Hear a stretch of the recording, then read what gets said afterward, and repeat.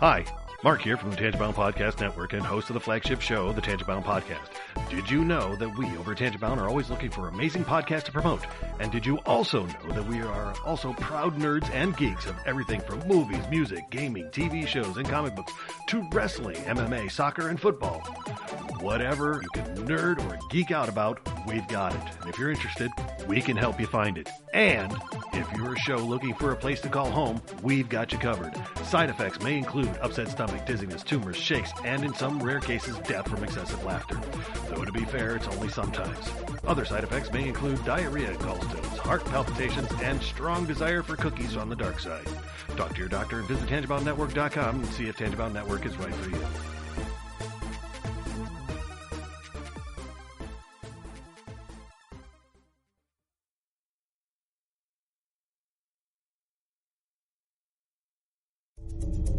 This is a Danger Entertainment podcast. DangerEntertainment.net. Danger Entertainment Podcast Network.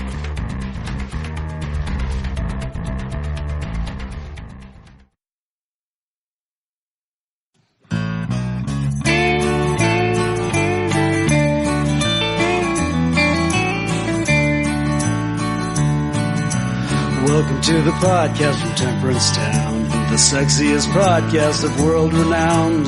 Tony grows a beard to hide his chin, swabs it with Earl so it glistens. Salty, salty language, kings of the sexy frontier. Download the pod, you won't get enough of these dapper chaps talking deadly fluff. In Hobo Gulch they run a homeless mission, clanging and banging with the pentagram of kittens. Salty, salty language, kings of the sexy frontier. They enjoy their whiskey and local craft beer. By Odin's unkempt pubis we give a cheer.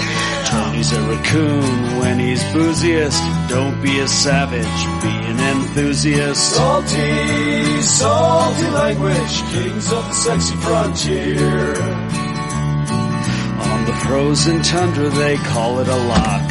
Tony likes to masturbate in a sock. Brian pisses rocks cause it feels so great. I still don't know who the fuck is Tate. Salty, salty language, kings of the sexy frontier. The boys will let you know when there's a spurner. Due to male pattern baldness, they don't wear curlers. Stay salty, people, that's their closing line. And don't forget, have a beer, you'll be fine. Salty, salty language, kings of the sexy frontier. Salty, salty language, kings of the sexy frontier.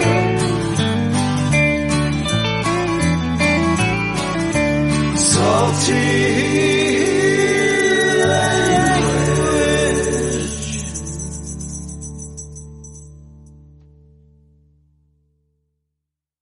Hey enthusiasts, what's happening? This is Salty Language, episode 349. Still, sexiest podcast network, 349 episodes strong. Reigning anyway. Exactly. From parts unknown. Oh, for sure. Right. Oh man, I'll tell you, I'm excited. This is WrestleMania weekend. Oh yeah. This is like the Super Bowl for men in tights. Yes. Yeah. Yeah. The Hall of Fame. I guess football players wear tights. Yeah, they do. All right. Baseball players, those are actually pants. So yeah, they're stretchy, but they're pants. There's a little difference. They are. Not much of a difference, but there's a little difference. Yeah, they don't quite choke out your semen. Not generally, no. Yeah, I mean, I guess you could get a pair of pants that fit that tight, but most baseball players tend to like their pants a bit loose. You know, so you have gotta have ball. Yeah, exactly. So? Yeah, especially because most of them probably don't wear cups. So yeah, it gets in the way. Yeah, I mean, jerking off. I definitely would if I was playing infield. Outfield, probably not, you know. Right. Unless you're doing it just in case you get hit with a pitch in the junk. Oh, I mean, that's just destiny. Oh, that'd be so tough, that would suck. Man, I'll tell you what, I got hit on the inside of my thigh one time, and that sumbitch hurt for so long. You know, cause that's tender flesh area, you know? Yeah, it's like, that's tender meat. Yeah. It's like hitting you in the back of the knee, you know? And it's like, oh God. Oh man, it hurt so bad. I had a baseball sized bruise for, you know, about 4 or 5 days, and then it just hurt for like a week. It was pretty awesome. Imagine that, but dick meat. And that would suck. And that was in Little League. Right? Yeah, right? That wasn't like high school or pro ball. So, you know, no one was winging a 95 mile an hour heater at my dings, you know? Yeah, right? Exactly. Some dopey kid that just figured out that he could kind of throw a ball. Just lucky if he gets it over the plate. Yeah, exactly. Yeah. Basically, that's what happened too. The pitch got away from the kid.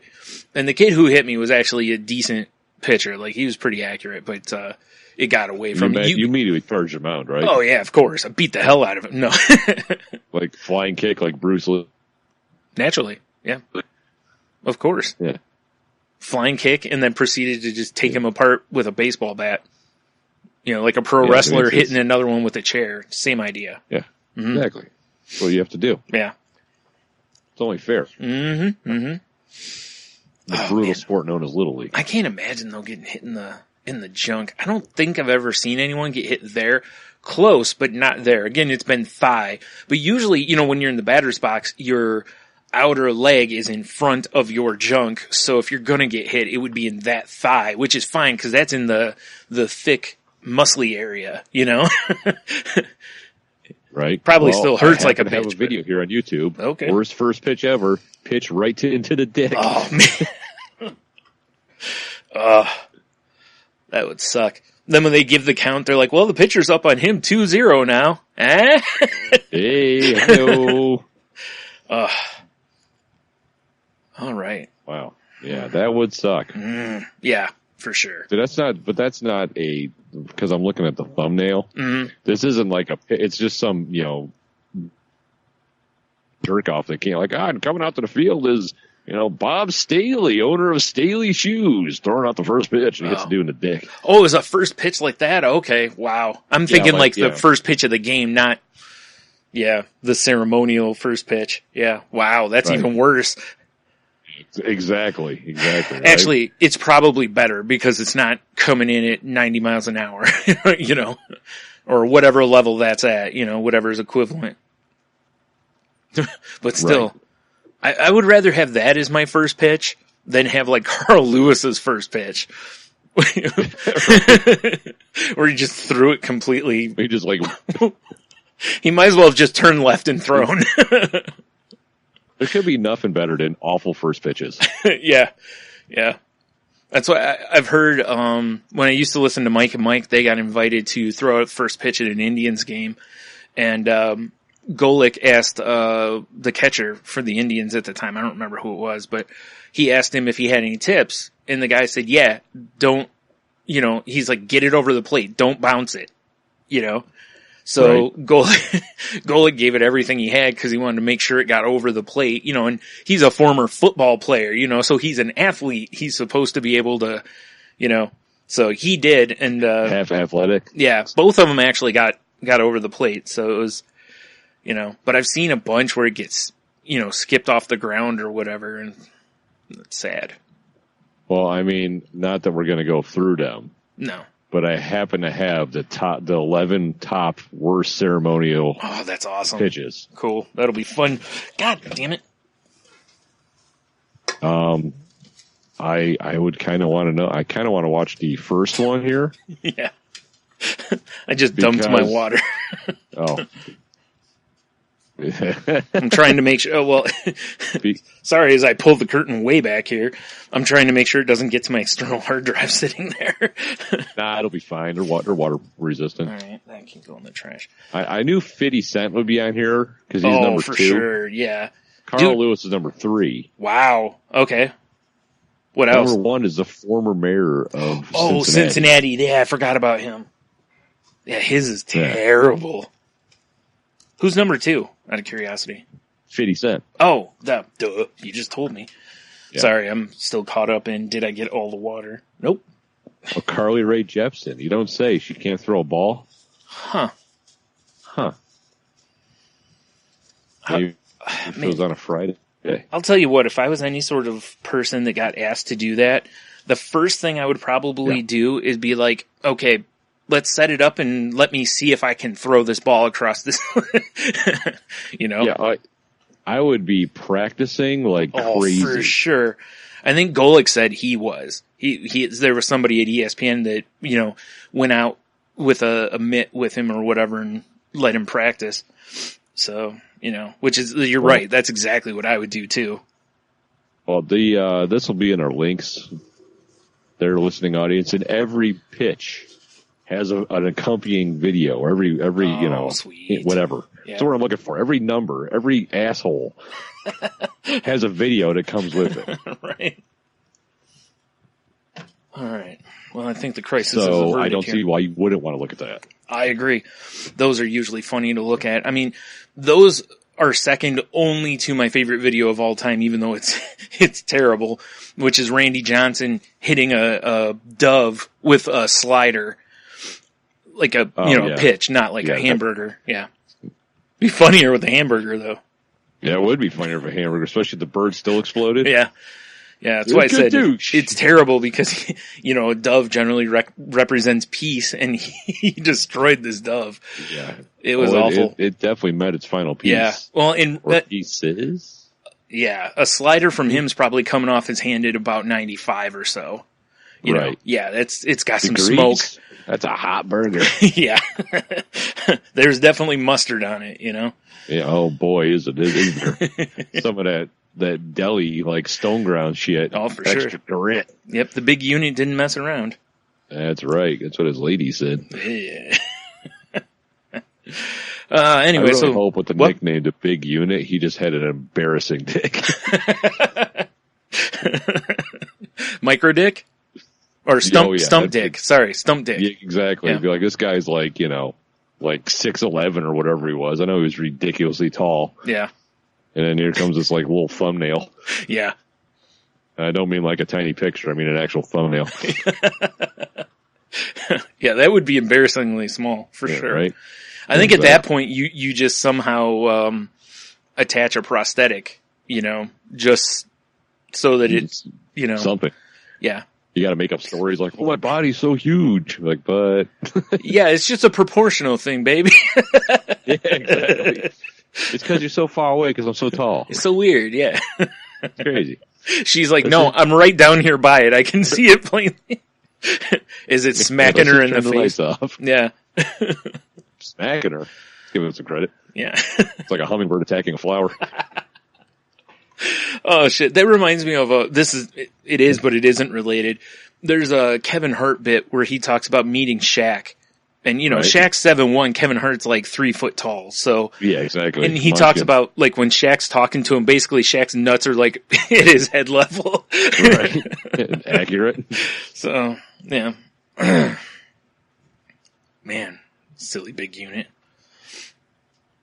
Goddamn big unit. Great pitcher though. Doing big unit things. Mm-hmm. That should be our blog, Brian. Big unit things. I like that idea. That's great. It's called Butt. Yeah, like what? B-U-T. Kind of like Gwyneth Paltrow's. What's her stupid blog that everyone jacks off all over, like the Smoo or something stupid? I don't know. Yeah, ours will be called The Butt. Yeah.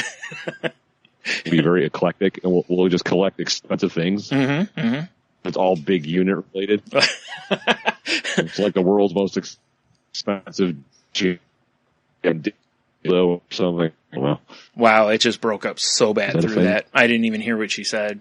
That you're better off. All right, fair enough. It'd be like a Sharper Image catalog, just, aimed for people big unit related things. Yeah, I was like people who like big units. Yeah. Yeah, exactly. That's fine. Yeah. But the world's largest suction cup dildo. Yeah. Takes the tile right off the bath wall because it's so heavy. Right.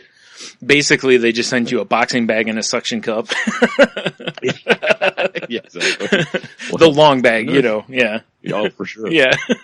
What's this Everlast brand? It's because it lasts all night, babe. Yeah. And you can kick it afterward. Yeah, for sure. Yeah, exactly. Yikes. You can mount it and then ground and pound it. Hey, you're right. You could. Good. Ground and pound. Any more Entendre we can throw out here? No, I don't think so. Oh, man, I'm drinking my last Hop Slam. Makes me sad. I hate everyone who still has Hop Slam. It's my last one. Yeah. I Sad. was like, yeah, no, right? It is. It's all right. Because you know why, Brian? It's April. You know, I know. Chill wave. Chill wave season, son. At least in our area. Yeah, it is. I know it's a little inside, baseball, but whatever. It's just a little bit. Because, I mean, it's Great Lakes. That's over in Cleveland, right? Yeah, son. So, I mean, there might be somebody listening that's like, oh, yeah, Cleveland. Cleveland rocks, from what I hear. I guess. Well, I know Chill Wave rocks. Oh, for sure. I'm pretty sure that's the IPA that got you in IPAs. Yeah, it was, which is really funny because it's a kick in the dick. It's a kick in the dick double. Yeah. And it's because it's a double, it's a very front end hoppy beer, so. Yeah, it's robust. Oh, it is. And after having that, I was like, all right, I'm in. Yeah, exactly. Oh, man. It shifted your brain perfectly, just like I wanted it to. Yeah. Well, yeah, you're not kidding. It did. So. Right. Man. So going back before all of this, to the wrestling thing, it's like, did I tell you before, like last year at WrestleMania, about all the stuff that happens across that weekend? Orgies and such? No. Well, like what? What do you mean? Like is it like, oh shit, the Undertaker's fucking at a food truck stand, Tombstone people. That would be awesome. Like hitting them with pizzas? Yes. He's at the Tombstone food truck. Yes. Who wants a Tombstone? Your order. Who wants a Tombstone pile driver? Every time he's handed out, he's rolling his eyes up, Exactly. Lightning like they walk up to the truck and there's no one there and he just sits up out of nowhere. Yes. And then he raises his hands and like the grill comes on and the lights. Yeah, exactly. I'm like, well, that's pretty impressive. Don't go to Kane's food truck. That's no good. Everything's burnt. Yeah. It's terrible. Yeah. Exactly. God damn it. That would be great. Oh man. I wonder if at any point if Tombstone like reached out to WWE. They had to have. I don't know, because a lot of companies, when they do stuff, they want it to be kid friendly, and it's always like, you'd always see him as non-kid friendly, even though kids loved him, Well, yeah, because the undead, Yeah. spooky, scary. Well, plus he had a cool gimmick, he had cool entrances and all that shit, so yeah. I just know if I'm Brett Tombstone, I'm reaching out to the Undertaker. Brett Tombstone. Yes. Oh, right. As CEO of Tombstone Pizza, I would want him as my spokesperson. I would too, actually. That'd be great. Yeah, he's like, you're going to be buried alive with flavor. Bong. Bong. Wow. What's that sound? That's the dinner bell. It rings for thee. Stuff like that. Dude, you're killing it. I'm in total agreement. Yeah. If not, I wonder if he'd still be interested, because, I mean, this needs to happen. Well, now he's old as fuck. Doesn't matter. He can still put on the makeup and do the stuff. Does Tombstone have an Ensure division? No. Or too bad they don't have like a classic, or something. Tombstone classic. Yeah, put him on there and be like, throwbacks. Yeah. When you want to have pizza at the sock hop. Sock hop. Oh man. Yeah, I think that was his rookie year. And that stuff was exactly. big. Yeah. For sure, right? Yeah. No, anyway. Share a malted with your girl. A malted. That's a good pull, though. That's a very good pull. Oddly enough, relevant to a conversation we had at trivia this week. Truth. Good point. No, it's like Friday, though, they have the induction to the Hall of Fame that they do every year. Right. Saturday is the NXT, pay-per-view, their gimmick. And Sunday, WrestleMania starts at like 4:30. And it runs until like midnight. So you and T are going to the bars to have a big WrestleMania event, right? That's a long time to sit on those chairs, man. That's why you got to stand every once in a while. Get your glutes a rest. So much sitting. So much. Now, it's rough to watch all that. As much as I love wrestling, like by the time it's over, I am mentally fatigued. Like I'm like, I am done. You know, it's like Super Bowl Sunday when I get up in the morning, I freshly scratch my scrotum and fire up the coffee pot, and I turn on the TV and it's like, oh, pregame's on already. Yeah, exactly. You know, or really, I mean, it's not that much worse than when we used to go to the bar for UFC things, because those we'd get there like 5:30, and we were there till midnight or so. It's pretty close. Well, that was because we wanted a good bar spot. Also, that yeah. But by the end of it, we were all like, oh my God, it's over. You know, do you remember? I think it was UFC 200 or whatever when it finally ended, and we're like, oh, thank God. Yeah, I felt like I just got done, like, I don't know, doing some sort of triathlon or something. Yeah, yeah. We all had numbers on our backs from Gatorade in our face trying to get to the car. Seriously. And it doesn't stop Sunday with WrestleMania. It's like, you know, then you have Monday Night Raw, Tuesday Night SmackDown, and 205 Live, and the Mixed Match Challenge on Facebook for whatever reason. And then Wednesday is NXT again. It's like there's just that run, and that's just WWE. That's not, you know, the others too. It's a lot to watch. Seems overwhelming. It is. And the thing is, the Raw after WrestleMania, usually there's people who've been called up, new signings, you know, surprises. So it's not one that you generally want to miss, because it's usually it's in the crowd is always crazy because they're from all over the world. You know, because they're still in town from WrestleMania. So you just they'll start doing like soccer chants in the middle of things. You know, last year there was like 3 beach balls bouncing around. It got nutty. Well, naturally. I would love to be in the crowd of one of those Raws. I think it would be a lot of fun to go to one of those. But it's got to be that one. You know, I've been to other ones and it's like, yeah, whatever. Yeah, we're here. Yeah, exactly. Oh, man. So, yeah. Well, ole then. Mm-hmm. Damn it, there was something else I was going to mention here. Oh, WrestleMania related, since this will be coming out afterwards. If you haven't watched WrestleMania, this is a potential spoiler. Maybe. Right. Like, they're doing the gimmick again where Brock Lesnar has the title. And and Paul Heyman the other day was like, Brock Lesnar's going to win. Otherwise, you won't see Brock Lesnar in the WWE anymore, you know? And everybody's like, yeah, whatever. We've heard this before. And Lesnar's contract is up, like, I don't remember if it's WrestleMania or if it's just after WrestleMania. His contract's up. And I got a feeling WWE's not going to bother with him again because they don't need him, you know? Right. I can't see that he's any sort of a draw anymore. It made sense to him being a draw when he was in the UFC, just murking dudes. Yeah. But once you realize he had, you know, an easy cuttable face, that pretty much put it away. Yeah. Kind of like Ronda Rousey, who also will be at WrestleMania. Yeah. She'll be wrestling in a match. Of course she will. Yeah. God damn it, Ronda. We'll see, man. Well, she's been...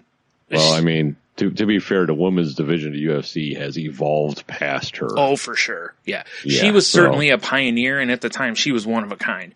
Now she's one of a few, you know? Yeah, now she'll go in there and she'll get, you know, she'll walk out with a couple new tattoos on her face, probably. Because, you know, the blueprint to success is already laid out there. Yeah, exactly. But anyway, last night, I think it was, Dana White announced that Brock is coming back to UFC. So, really? Generally, he doesn't work both. He did once for UFC 200. WWE did a thing to let him work that event, you know. So I'm very curious to see, you know, it could be just such a thing to where him and WWE are like, they're like, hey, go do your thing in UFC for a couple months, and then we'll call you back around SummerSlam time, you know. To try to I just want to know, Brock in UFC, who's he fighting? Because he was dominant for a while there, and then like with Ronda, people figured him out. Yeah, I don't remember who he fought last time he was in UFC at that pay-per-view. I don't remember who he fought. It seems like it wasn't anyone huge, but I'd like to see Brock and Bones Jones. He's been powerlifting and shit. Yeah, unfortunately, he's suspended. Yeah, I know. So, I'm just saying, I'd like to see it. Oh, yeah, I agree. I would love to see it too, but nope, that ain't gonna happen. Oh, it was Mark Hunt that he went against. That's right, because it was declared a no contest. Yeah. The Samoan Dream or whatever. Yeah, because that was a hell of a fight, actually, or a slugfest. I remember those two kind of standing and just beating on each other. Yeah, they just kind of went to war. Yeah. So there's that. So there's a potential that Dana White could have given away that basically Lesnar's going to lose. But I don't think anybody who's a wrestling fan, watches it all the time, really is going to feel like Lesnar had a shot to win. They've been building up, you know how they do. They build a guy up across the year, and then you just know it's his turn, and it's going to be Roman Reigns' turn, even though the crowd will hate it. Right. He's a very polarizing guy. Oh, wow, Mark Hunt is still ranked 6. Yeah, that dude doesn't. Well, it's because it's heavyweight. Yeah, I know the heavyweights don't. They don't move around a lot. I mean, not in the octagon too, but their ups and downs in the rankings, they tend to stay there. So if Brock comes back, I think no, I just don't know who he fights. I can't. Yeah. Because they can't have him step in and fight Stipe because the champion. No way. No, I'll tell you who they should have him fight is Mark Hunt. They should give Mark Hunt another shot at him. Yeah, why not? All right. Yeah, I don't know either, but they'll. Dana White's a guy who figures out how to get money out of people, so sure he'll figure something out. Right. Yeah, the other is Ronda Rousey at WrestleMania, which is. I'm excited for her to be there because I think eventually she'll be good, because she's got a really good, I'm gonna kill you face, but, she's not good on a microphone. She's not great, Maybe she's got practice now? She's working on it, but you can tell she's Smack Talk school or something. Well, they actually have that at the Performance Center where they do all the training. That's one of the things they actually have promo class. So I would love to take promo class. That would be amazing. Well, if you pay a certain amount of money, you can. They have tours and stuff where you get to do some of that stuff. So, which would be kind of cool, but probably really expensive. I'm sure, right? Yeah. Here. But anyway, so she's been really nervous on the mic. You can just tell, and she's still taking in the fact that the crowd's going crazy for her, Right. Honestly, what I'd love to see him put Paul Heyman with her. Good googly moogly. Was about $3,000. Yeah, well, it's not that expensive. Oh, okay. $1,600. Yeah. Yeah, although it comes with a litany of stuff. Yeah, it seems like if you're going to look at it as an experience in your life, it looks like you get a lot for it.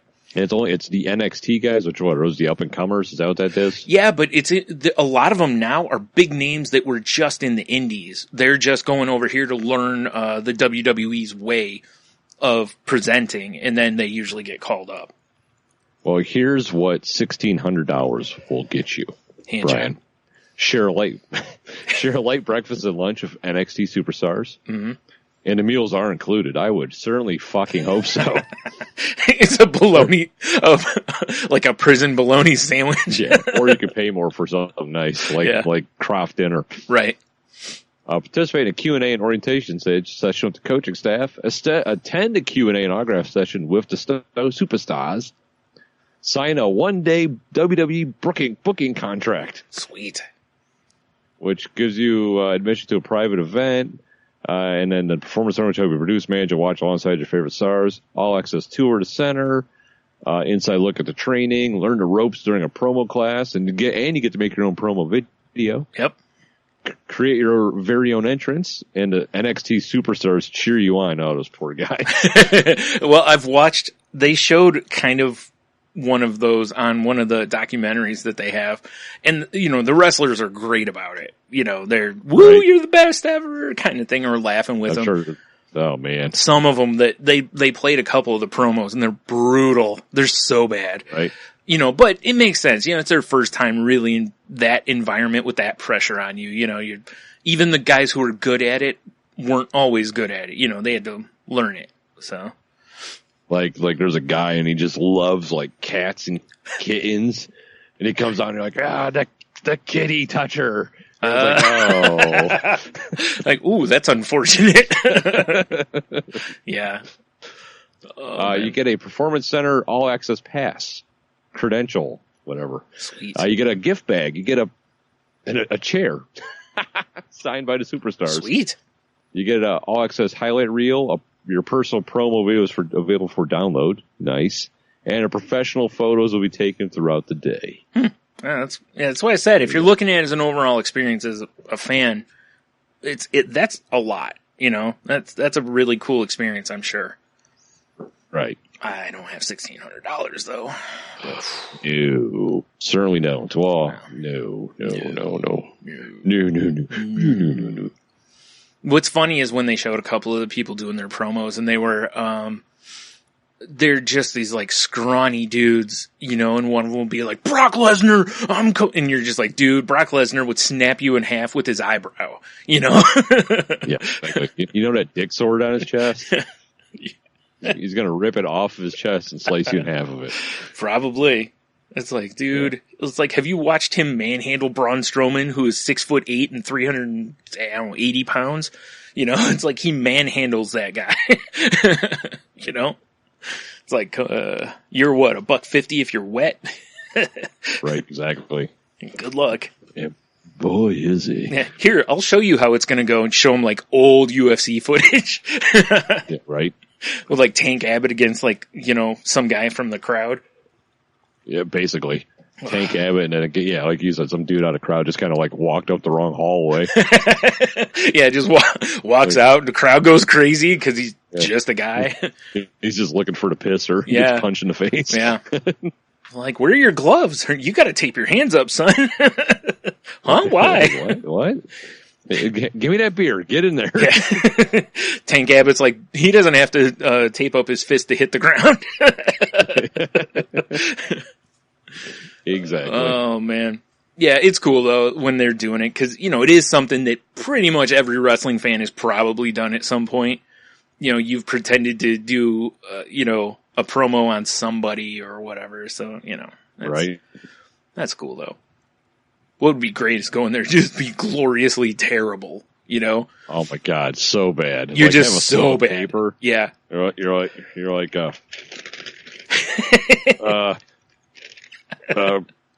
Macho Man Randy Savage, I'm coming for you. Everyone's like, he's dead. That's why I'm called the tree. Anyways, moving on. No.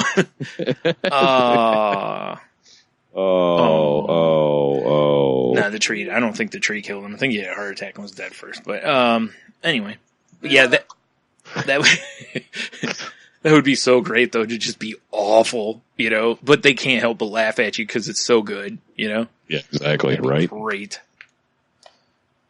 They hire you on the spot. This guy's incredible. Like, all right, well, we're gonna sign you, and you got to put on some muscle. But yeah, like, all right. It would be better if he doesn't put on muscle. Yeah, it would. You're right. Except for taking bumps, that's gonna be brutal if you don't have something on you. Fuck him. He'll figure it out. Oof, man, I've seen some scrawny dudes thrown around, by guys like Big Show and stuff, and Big Show's gonna take care of him. Throw him correctly, generally. But man, it's like when you remember him wrestling against Rey Mysterio, don't you? When he's just winging him around, or Mike Awesome throwing guys all over. Right. Oh man, I don't know how those guys don't get snapped in half. It's amazing. Woo. Woo. Yeah. So anyway, Woo. to go back to the very beginning, I'm excited for the weekend. Even though Right. it is a lot to watch, it is, like you said, it's the Super Bowl for wrestling fans. So Well, there you go. Yeah. we'll see. Plus, I'm sure Kid Rock will be performing, so that'll be time to go piss. But he's got them sick ass grills. Suck it, China. I hope he brings one of those out and shoots it. That'd be so That'd be great. great. Yeah. Oh, man. Anyway. He'll suck at China and she raises from the dead. Oh, Jesus. That'd be terrible. I know, right? Fucking her and her zombie clit. Oh, come on now. Come on now. Terrifying. I was watching. Terrifying. They have a show on the WWE network called Ride Along, where it's basically two wrestlers or three, where they're going from where they wrestled that night to the next location. You know, they're driving, so they have cameras on them. And that sounds like either the most amazing thing ever or a terrible idea. They're just fucking doing key bumps and shit. Well, like they have Bobby. Dude, there's cameras. Oh, I forgot. Yeah. And then you turn toward the camera. Yeah. Fuck. I'm gonna do one off the camera. Yeah. Chopping lines on a GoPro. Fucking A. That's literally what they are too. They have two cameras, one on each rear view mirror, and then I think they have one in the middle. It's like comedians at cars getting coffee, but fucking roided out dudes doing coke when the cameras are off. I haven't seen anyone doing coke yet. That would be awesome. Well, because the camera's off, man. Oh, right. Yeah. You just got to look for the telltale signs, you know, that coke halo on her nose or just John sweating for no reason. Right. One guy's in the back seat just jerking off. Like, oh my God, it's the craziest car ride ever. Yeah. Like, no, he does that when he's not on anything. Just him. He's a fucking animal. Exactly. He likes to mess up rental cars. That's all it is. Yeah, exactly. How's he messing them up? Ball draining. One I was watching last night was Bobby Roode and AJ Styles. And Bobby Roode starts eating eggs. You know, like hard-boiled eggs or whatever. And AJ Styles is like, why are you eating, you know, like that's gross. And Bobby Roode's like, oh, they're delicious. And he's like, well, if they're so delicious, why don't you eat the yellow? And Bobby Roode goes, it's called a yolk. And, you know, and he's like, I don't like the yellow. And he's just off and on through the episode, you just see him popping eggs in his mouth. Like, ugh. But just the white portion? Yeah. Just the white portion. I can't get behind this activity. I'd rather see him do coke. It's probably like the old way of thinking where all the whites have the protein or whatever, you know. Yeah, but the yolk is delicious. Well, you know, I can understand it on like hard-boiled eggs. Why somebody might? He said he doesn't like the texture, which that I can understand. Because you know what? Gross. Bobby Roode. How dare you, sir? Disrespect. Well, he's glorious. The yolk. He's glorious. Not anymore. He's not. Damn. Not in my book, he's not. Damn. Eat the yolk, then you become glorious, son. I don't know. He's already glorious. He doesn't eat the yolk. Negative, Ghost Rider. All right. Fair enough. No, you're right. I can't get behind that activity. Most of the episodes of the show are pretty entertaining. They cut it down to like 20 minutes. You know, like the one last night, they're like, it's a 2.5 hour trip. Yeah, they're like, it's a 2.5 hour car ride. And I'm like, you only got 20 minutes of footage out of 2.5 hours? But they want the show to be short. And there's some of them that it's like, man, I wish they would have just let the camera roll and just played it all. Cause I'll bet there's stuff they cut out that's probably inappropriate. And then there's probably stuff they cut out that they think isn't that interesting, but fans probably would think is funny or something, you know? Right. What are you gonna do? Exactly. All right. That's all my wrestling talk. All right. Fair enough. For now. Fair enough, mate. Fair enough. Until I think of more. How's your week, man? How's your week, man? Not too bad. It's, you know, been another headache week, so that's fun. But, no, that's exciting. Yeah. Yeah. Because, you know, it's warm and then it's freezing cold and then it's warm and then it's like pouring rain and snowing like it did yesterday. Yes. Ugh. Right. And we're supposed to get a light dusting overnight tonight, you know? Yeah. Fuck off, nature. Well, by next Friday, they're saying, 65 or 70. So I won't believe it until it happens. Well, it's also going to have rain. So whatever. I'm so, yeah. I need to live somewhere warm. God damn it. Yeah. I just need to live somewhere where it's not up and down every fucking day like this. Well, not even the up and down. It's the pressure of the weather systems. That's what fucks me up. So I don't know. I think I just need to go live like on the moon or something. Nice. That'll probably get it done, right? Salty Language Moon Studio. Mm-hmm. Well, we already own the moon, so why not? Oh, that's true. We did win it in the Moon Wars. Mm-hmm. Mm-hmm. Yeah. Clearly. R.I.P. Graphic Novice. Yeah. You shouldn't have started that fight with him. I know. You see what happens is I start the fight and then I finish the fight, and now their podcast doesn't exist. That's right. So see what happens when you fuck around with Salty Language. We're much like Wu-Tang in that we are nothing to fuck with. Yeah, exactly. You best protect your neck. Right. Wu-Tang Killer Bees. We on a swarm. You're not wrong, sir. I guess speaking of podcasts and us. Oh, I was hoping you were going to have some Woo news. All right. I don't have any Woo news. But earlier, before we started recording, we were just reminiscing on our past. Yes. And for those of you not in the know, Brian and I, once upon a time, owned a comic shop. Mm-hmm. Mm-hmm. The aptly named Dynamic Duo Comics and Games. Correct. Right. Mm-hmm. So we were like, I wonder if there's a Dynamic Duo podcast. And I had to look it up, and sure enough, there is. And normally, I don't want to start like podcast wars and talk shit about people. Yeah, you do. Yeah, I do. But I mean, if we're going to do Moon Wars Part 2, Mm-hmm. it needs to be against the Dynamic Duo podcast. Although it doesn't look like they've posted an episode in a while. All right. It's been a year actually since the last episode came out, almost exactly a year tomorrow. Wow. Well, Yeah. happy anniversary. Yeah, right. So, Dynamic Duo podcast, developmental optometrist Ryan Edwards and Lindsay Stoll introduce you to their podcast series. The hope of this series is to offer knowledge and insight into the field of developmental optometry and vision rehabilitation. So it's a podcast about optometry Called Dynamic Duo, which no one's going to think optometry when they think, whatever. No. They have one review. Found this podcast very informative, easy to listen to. I look forward to hearing more episodes. They only put out 10, sucker. I was hoping that the review was going to be change your name, but yeah. No, it reminded me about how when I was trying to get different things for us when we had our shop, and I had to use, I think it was, I can't remember what it was on, but there was somewhere where I was trying to get us a page or a whatever, and I couldn't because the name was already used. So I looked it up, and it was a guy and his wife that were a realtor team. And it's like, that was all like, let the Dynamic Duo be for you. And it's like, it's like a shithole house? We'll sell it. Yeah, it's like, come on. The Dynamic Duo. My pig wife will sling your garbage house. Oh no, he was the pig, not her. She was an average looking woman. He was a monster.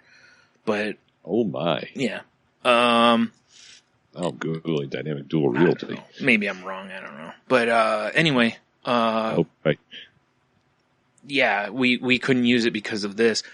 And it frustrates the shit out of me because it's like, much like with Salty Language, how, first of all, we couldn't get our Twitter handle, and then, what was it, YouTube, we couldn't get Salty Language because there was like 2 girls that do really dumb videos. Like, yeah, exactly. And they haven't done one the last time I checked in forever. It just sucks that we couldn't get those names. And, it reminds me of the Michael Bolton thing from Office Space. It's like, why should we change our name? They suck. Yeah, exactly, right? For sure. Yeah, so. Well, I just Google image Dynamic Dual Realty. Yeah. And pretty much everybody that's associated with Dynamic Dual and Realty is just a monster person. Yeah. Except for maybe these ladies. Never mind, these ladies are all right. There's a couple of realtors that are like in little short black like dresses with their, of course, way too much leg exposed. Like, we'll sell your house. Like, I bet you will. Like, I'm not even looking at the house. What are you talking about? Like, where do I make my deposit? Terrible. Of course they're in Florida. Why wouldn't they be? Of course, yeah. Yep. Of course. Yeah. I just remember how frustrating it was when, more so with the Dynamic Duo one, whatever it was we were trying to get. I can't remember what it was now. With Salty Language, we navigated around it fairly well except for Twitter. I really hate the Twitter one, and I know I can change it, but I can't use just salty language, even though we've got 400 and some episodes, or 300 and some episodes we have about 400 episodes between if you count the things. all of our collective episodes. Yeah. So it's like we've got all of that. We've been using it for 7 years, and it's like, I don't know, maybe I could hit up Twitter and see if we can get verified. Hey, wait, Brian, has Twitter seen our stunning good looks? I don't think so. Did you like send me an email that's like, hear ye, the sexiest podcast on the network demands the freedom of the salty language. Well, what sucks is they purge accounts from time to time, inactive ones and robot ones, all that kind of stuff. Boy, probably gonna purge mine, huh? Yeah, they should. You have one good tweet? No. But they purge accounts time to time, but for some reason they won't purge the salty language one. That dude hasn't used it actually it was suspended the last time I looked. So it's like, well, if it's suspended, fucking take it away from him. He hadn't used it in like 5 years anyway. It's true. And there's nowhere really to send Twitter a thing that says, hey, we use this a lot. Can we please get that name? You kind of can, but it's not a direct shot, Right. So maybe I'll do it again and see if we can get somewhere with it. Because it is ridiculous, Someone's not using it for... You think after a couple years, like 1 or 2 years, it's done, Yeah. You lose exactly. the name, yeah. One would think. But nope. So, anyway. Whatever. Whatever, Trevor. So what you got for this week? I can't think of anything really I did this week. I did stuff, but it was just stuff, nothing fantastic. Stuff being stuff? Yeah. Ouch. Well, we went to that concert last Friday. Right. That was good. Well, we only watched the, cause it's Jeannie, Michelle, and I, myself. Right. We got there pretty fucking early because I wanted to get bar seats. Oh, right. Yeah. Obviously. Yeah. But we only really hung around for the Rage Against the Machine cover band. Yeah. Which they were okay. Yeah. They didn't quite nail the guitars. I'm not shocked. Yeah. Mm-hmm. But I mean, they weren't terrible. The vocals were eh. I was going to say, was the singer trying to be Zach De La Rocha? He was trying to be. Which I don't know if there's any other way you can. I mean, if you don't sound like Zach, I don't know what to do. Well, that's what I'm saying. Trying to do that would be ridiculous. Yeah, it's like if you sound like that, cool. But if you're trying to sound like that, usually you fail. That just doesn't translate as well usually. Yeah, exactly. Mm-hmm. But they were okay. But I mean, I think the highlight of the evening, I have two highlights. Mm-hmm. One is, of course, the PBR, the obnoxious PBR, right? The biggest, dumbest PBR in existence. Right. 32 ounces of PBR. 3 beers, 1 can. Yeah. Yep. It's like it's almost as good as 2 girls, 1 cup. That's how I like to get my beers, though. 3 at a time. Yeah, right? It's the only way to do it. Yeah. I mean, I enjoyed a nice IPA, and oh boy, this might get crazy here. My beer's getting a little nutty. Oh. I enjoyed a nice little IPA, and we did a shot of Jaeger because that's like what some Michelle does every once in a while. It's just since she barely drinks anymore, I treated her. And then you finish off the biggest, dumbest PBR. Right. Also had some Pizza Cat, which is my other highlight. Oh, for sure. Yeah, I'm sure. Not because of deliciousness that is Pizza Cat, which is amazing. I knew where you were going to go with this. Okay. I think. And I did find out that they have an amazing happy hour. Get a pizza, get a second pizza for $3. Right, which is awesome. That's pretty right on. But the fact that I walked up because they give you a little piece of paper to fill out, like either circle the manager special, make your own pizza. Right. It's pretty simple. Yep. And this place, the bar that they cook it out of, it's a separate business. So you go to a window, you pay the guy separately, then your booze bill, blah blah blah. So I walk up and there's this middle-aged guy that just didn't look quite right. Didn't look right in the eyes, Brian. Right. He's like, hey, man. I'm like, hey, can I get I don't remember what the pizza was, but it was, like Carolina Hippie, I think it was, because it was barbecue with the hemp crust and all that. Yeah.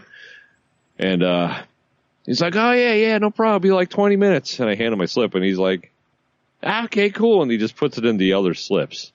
like a stack of them. And I'm like, I drew all over that. Do you guys need that? Or, cause I think I added something. I added like a crust topper.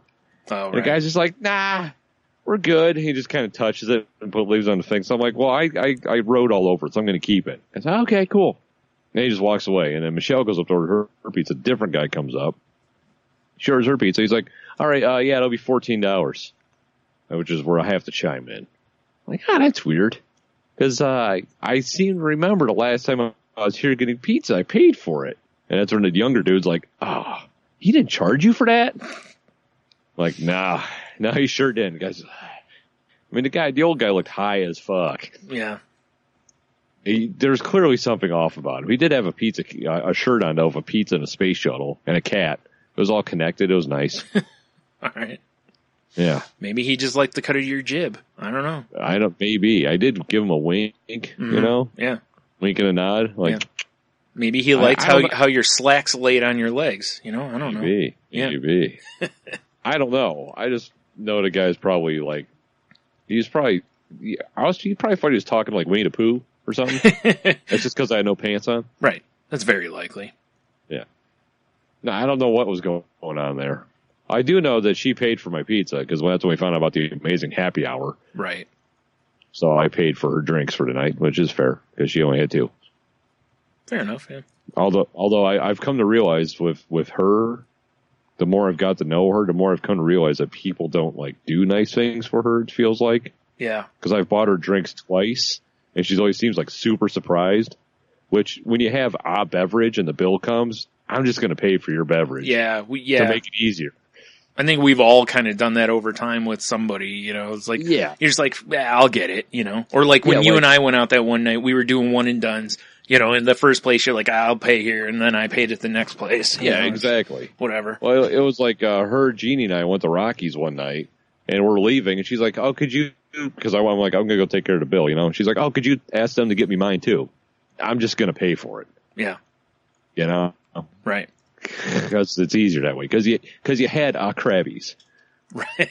So it's I got you. $3, $4. Yeah. Yeah, exactly. You're good. Yeah. That's you. Yeah. I don't know. It was a fun night. Well, that's good. It actually got ever. No, I can't say ever. I think maybe it's the 3rd time I've ever worn earplugs to a concert. Yeah. And I'm glad because it was just, I mean, that wasn't a fluke blast so loud. It was just so loud. Okay. So that'll forever be a earplug venue, I think. Yeah, I think you're totally right. Just ridiculous. Yeah. Yeah. Massy, man. Yeah, I would say that it was just from when we were there and there was that band warming up while we were there and it was crazy loud. Yeah. Like my fillings vibrated out of my face. And they didn't even look like they were going to be much of a rock band, you know? No. Yeah, they're just ridiculously loud. Yep. Yes. Yeah. But yeah, no, it was a good night. I really need more like local shows like that in my life, I think. Yeah. You know?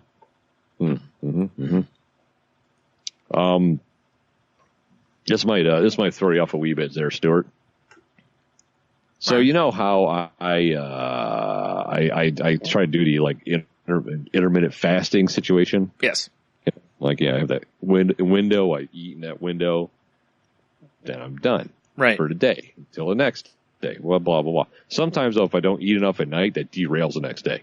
Okay. Yeah. I could see where that would happen. Yeah. Right. So the night before I was like, I ate food. I didn't because normally when it's like time to eat, it's like a fucking, like a bear that comes out of hibernation. Right. You know, I'm like, I'm eating bees. I'm eating honey. I'm trying to kill females and eat their young. The whole situation. I've been with you when it's feeding time and you fucking house stuff like I've never seen. Yeah. So, and it's all business. Yeah. Like there's no talking. It's just all business. You know? Oh yeah, for sure. I just go to war. Yeah. Yeah. I strap on my armor, flip the face plate down, go to town. Yep. But yeah, for some reason that night before, I don't know what happened. I just wasn't feeling. I don't know. I ate like thing of food, and we just went to bed. Woke up and I'm like like Jeannie calls me. She's like, "Hey, how's your work day going, honey?" And I'm like, "I don't know, it's probably noon." I'm like, "God, I'm starving." And normally, I've gotten a habit of like packing food just in case. Yeah. I didn't have anything. So I'm like, Right. fuck. So I was like, well, I'm just going to grab something. Right. And I was out by, going local. I was out by Owens Community College. Yeah. And I'm like, oh, you know what? There's like a Tim Hortons right there. I can get a cup of coffee because I need coffee. And I'll just do like an egg sandwich of, no, sort of muffin away, whatever. Cause I'm trying to get that, keep them carbs low and shit, son. Right. And, but I was sitting there at Owens in my work van, and I'm like, well, let me Google real quick, like Tim Hortons low carb options. And pretty much the resounding, call from like Reddit, cause that's where I go a lot, cause, there's a ton of people that chime in. Right. Was Tim Hortons is terrible for that. Like they add, dairy in their eggs. Their sausage has sugar in it. Oh, It's wow. yeah, I know, right? Yeah. So I was like, well, fuck. And then, but every follow-up comment was, it's hard to believe that probably the best low-carb / keto fast food is McDonald's. Wow. That is very hard to believe, yeah. I know, right? Because apparently they're very friendly towards alternate diets, so you can change up your orders a lot. Oh, okay. That makes sense, yeah. But I'm one of those weirdos that I don't like I don't like asking for special shit. Yeah. Like I don't want to be like, oh, I'll take the, Big Mac, no bun, please. Because it's just not who I am. There's also no point in eating one that way. Well, that too. You're not experiencing the whole thing, you just shouldn't experience it. Well, yeah, especially like Big Mac situation. Yeah. But I know what you mean. Like, yeah. But so I was like, I'm like, I wonder if they have an app. Because I've seen I've seen the signs when I drive by. Yeah. And I'm like, I wonder if in said app you can customize shit. Mm-hmm. So I download the McDonald's app. Right. I have it on my phone. Right? Yeah. And sure enough, enough, I do because they have like daily coupons. So anytime we go to McDonald's, I usually will pull my phone out and see if there's, like free fries or a free sandwich or whatever. So whatever. Fair enough. Yeah. Well, I'm like, oh shit, look at that. I can make a custom order. So I'm like, nice. Black coffee, 2 double doubles, no bun. Right. Curbside. Because I'm a gentleman. Of course, yeah. Why wouldn't you make them walk it out to you? Yeah, exactly. So, and I'm like, in like Starbucks, you order and it's like, we'll see you soon. I'm like, okay. I don't know how this works. So I was like, I order and it's like, hey, let us know when you get there. I'm like, okay, this is weird. So I'm driving, I get there and it pops up on my screen. We see you're here. We're doing your shit now. I'm like, oh, okay. And it's like, where do you want to get it? Inside or curbside? And that's why I'm like, well, fuck you. I'm going curbside, son. Right. It's raining out. I'm getting wet. What an asshole. Yeah. Remember when I said I wouldn't get my groceries for that reason in the cold or the terrible weather? Because I'd feel bad because the person had to stand out there and do that for me. Meanwhile, you're like, at my McDonald's, they can walk it out. Yeah, well, there's a whole different. They should feel honored I'm there. Yeah, obviously. So I'm like, so you put in your like parking spot number, you just sit there and wait, and then eventually some slob came up. I'm like, they're holding the bag. I'm like, hey, buddy. Yeah. And the no bun double doubles is like burger salad. Huh. They gave me 2 burger salads and 2 sets of knives and forks. They must have thought I was eating, like I had a couple with me or something. I'm like, that's just me. And my coffee. I'm like, well, fuck. That's not terrible. No, it's not at all. Actually, I didn't know you could custom order through the app. Maybe you can, Brian. Well, I saved, cause you could save your orders. So I saved that one as emergency lunch. That's a good option there. That's so weird that McDonald's is the. I know. That's what I kept every like post I was looking at. Everyone was like, it's hard to believe this. It's hard to believe. I was like, well, fuck me. I guess I might have to check this out. And I normally would never go like, I'm a, team McDonald's over here. But for that, it was all right. And it felt like they gave me like extra lettuce and shit. They may have, yeah. So I was just like, this ain't bad. You know, it hit the spot. It got me till I got home, and then I, ate like a savage.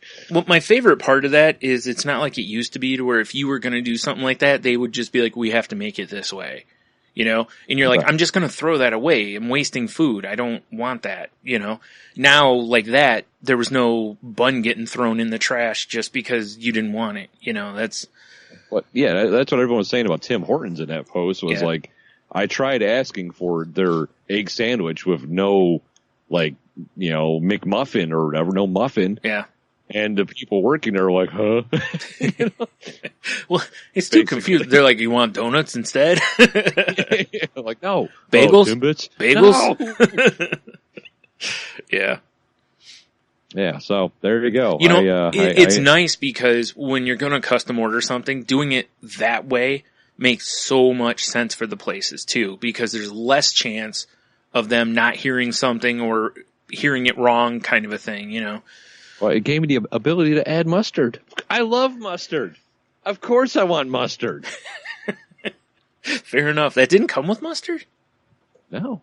Because I was like, what are these additional options? Mustard? Murder that bitch of mustard. Just run it through mustard. Yeah, right? Yeah. Like, I want to be like Italian hot beef, just dunked. Yeah. Oh, God. No, I'm with you. I like mustard, too. But yeah, so I mean, I'm not saying it's something I'm going to do often, but it's nice to have in my back pocket. It's a nice option. And if you're looking for, friendly dealies. I could see my wife's face right now when she hears this. She's going to be like, huh? Like, you ate McDonald's? Yeah. Basically. Yeah. Yeah. That's good to know, though, for, anyone listening, essentially, and stuff, too. If they didn't know that's a good option. Because I didn't know McDonald's would let you, where they'd give you lettuce for the buns, basically. I didn't know they would do that. Well, they don't really give you lettuce for the buns. Mm. It was like, it came in a plastic clamshell. Okay. Right? And then I popped that shit open. It was like the 2 hamburger patties, and it was like the innards of the burger. Oh, okay. I'm sorry. Sitting on top of a tomato slice, and then a shitload of lettuce. And then amongst the shitload of lettuce was like a blob of mayonnaise. Which was a little weird, but I was like, well, whatever. You're really not wrong. That is really a burger salad. Okay. Yeah, it was like, it's like, because that's what our local, like, gastropub offers basically burger salad if you order no bun. It's amazing. I love it. Right. And that's exactly what it was. And then knife and fork, I just chopped it up and, Huh, that's cool. Yeah, burger salad in my face. There you go. Right? Now everyone knows. Everyone knows. Knowing's half the battle. Yeah, knowing is half the battle. Do you want to get into some fucking gross shit? Sure. It's one of the times I wish Tate was with us still. Oh boy. Because she would hate what I'm about ready to talk about. Okay. And it would just make my day that much brighter. All right. That's like the Teletubby sun with the baby and the sun. Yes. That would be shining over our podcast right now if she was still on the show. Oh my God, that'd be great with just your face in it. Yeah. Yeah, exactly. Just the sun's got a big beard. Mm-hmm. It's like, what the fuck? Is the bottom of that burning out? What's going on? Like how? No, that's the whole thing. Just be like, how is that not burning? It's crazy. So Brian, let's just say, it seems to me as you get older, things start working like less efficient. Correct. Yeah. Right. Yep. Like let's take shitting for instance. Of course, something family friendly. Yeah. Family friendly. Right. Yeah. And for some reason, myself here, I don't know if it's because vegetables are not like the ones in season are my favorite. I don't know. Things just haven't been working out too well for me. Okay. So I'm like, God damn it. And I flash back to our friend Heno, bragging about him using our Salty Language Amazon link. Yes. SaltyLanguage.com, click that Amazon banner to buy his fiber. Nice plug. Yes. Yeah. And I'm like, Heno is in amazing shape. Maybe there's something to be said about buying fiber. Not at all. Yeah. Yeah. So I'm like, all right. So I'm standing there at Myers. I'm perusing all these canisters. Mm-hmm. Like I need to test one of these out. What you need is some super colon blow. Maybe. Yeah. My eyes alight upon Beneful or whatever fuck it's called. Okay. Because it's I think it's Benefiber, if I'm not mistaken. I bought it. I don't even know what it is. Well, no, Beneful is like pet food. Maybe I bought that. So if it works, actually, that reminds me of something to talk about. Go ahead. That explained the Chihuahua in the can. And in the can. But according to the canister, It's like, it's, odorless, colorless, dissolves instantly in water. Yeah. It's, just like me. It, Yeah. I guess not. It's basically like the iocane powder of the fiber world. Now that I'm thinking about it. Yeah, you just pour it in someone else's drink. They just start shitting themselves all the time. Yep. Yeah, right. Oh, it's not nice. So I'm like, all right, let me plus some, every morning I drink a thing of water, Yeah. a little apple cider vinegar in there because that's what I do. Okay. And so I stirred in. I'm like, oh, it doesn't even look different. Doesn't taste different. It's perfect. Mm-hmm. Drink my water. Everything's fine. Whole day goes by. I'm like, really? Why did I buy that stuff? I know why it dissolves instantly. It don't work. Right. It's just a pixie stick. Like the insides. This powder's a Fugazi. Yeah. Nice. Yes. But next morning, I'm like, whatever. I'm going to do it again. Right. But the next morning when I woke up, I was like, God, what did I do at work? Fucking lower back's like sore and shit, I'm like, maybe it's my kidneys. I drink a shit little. I don't know what was going on. Yeah. So I do it over, cider, water, 2 spoonfuls, stir, drink. And then it's like coffee and the rest of the day and all that stuff. Right. Well, about the 11 o'clock hour hits. Yeah. And I was like, man, there's something a brewing here, Brian. My tumbly's a rumbly. Yeah. And not even a rumbly. I was just like, something's afoot. Let me tell you, ever since I bought that stuff, pretty much on the dot now in the 11 o'clock hour, you open up them silo doors because there's missiles a shooting. Wow. Which I'm fine with. Yeah, I mean, it tells you, it's so you can get regular. So, regular isn't the same time every day, apparently. Yeah. But it's always like a premonition.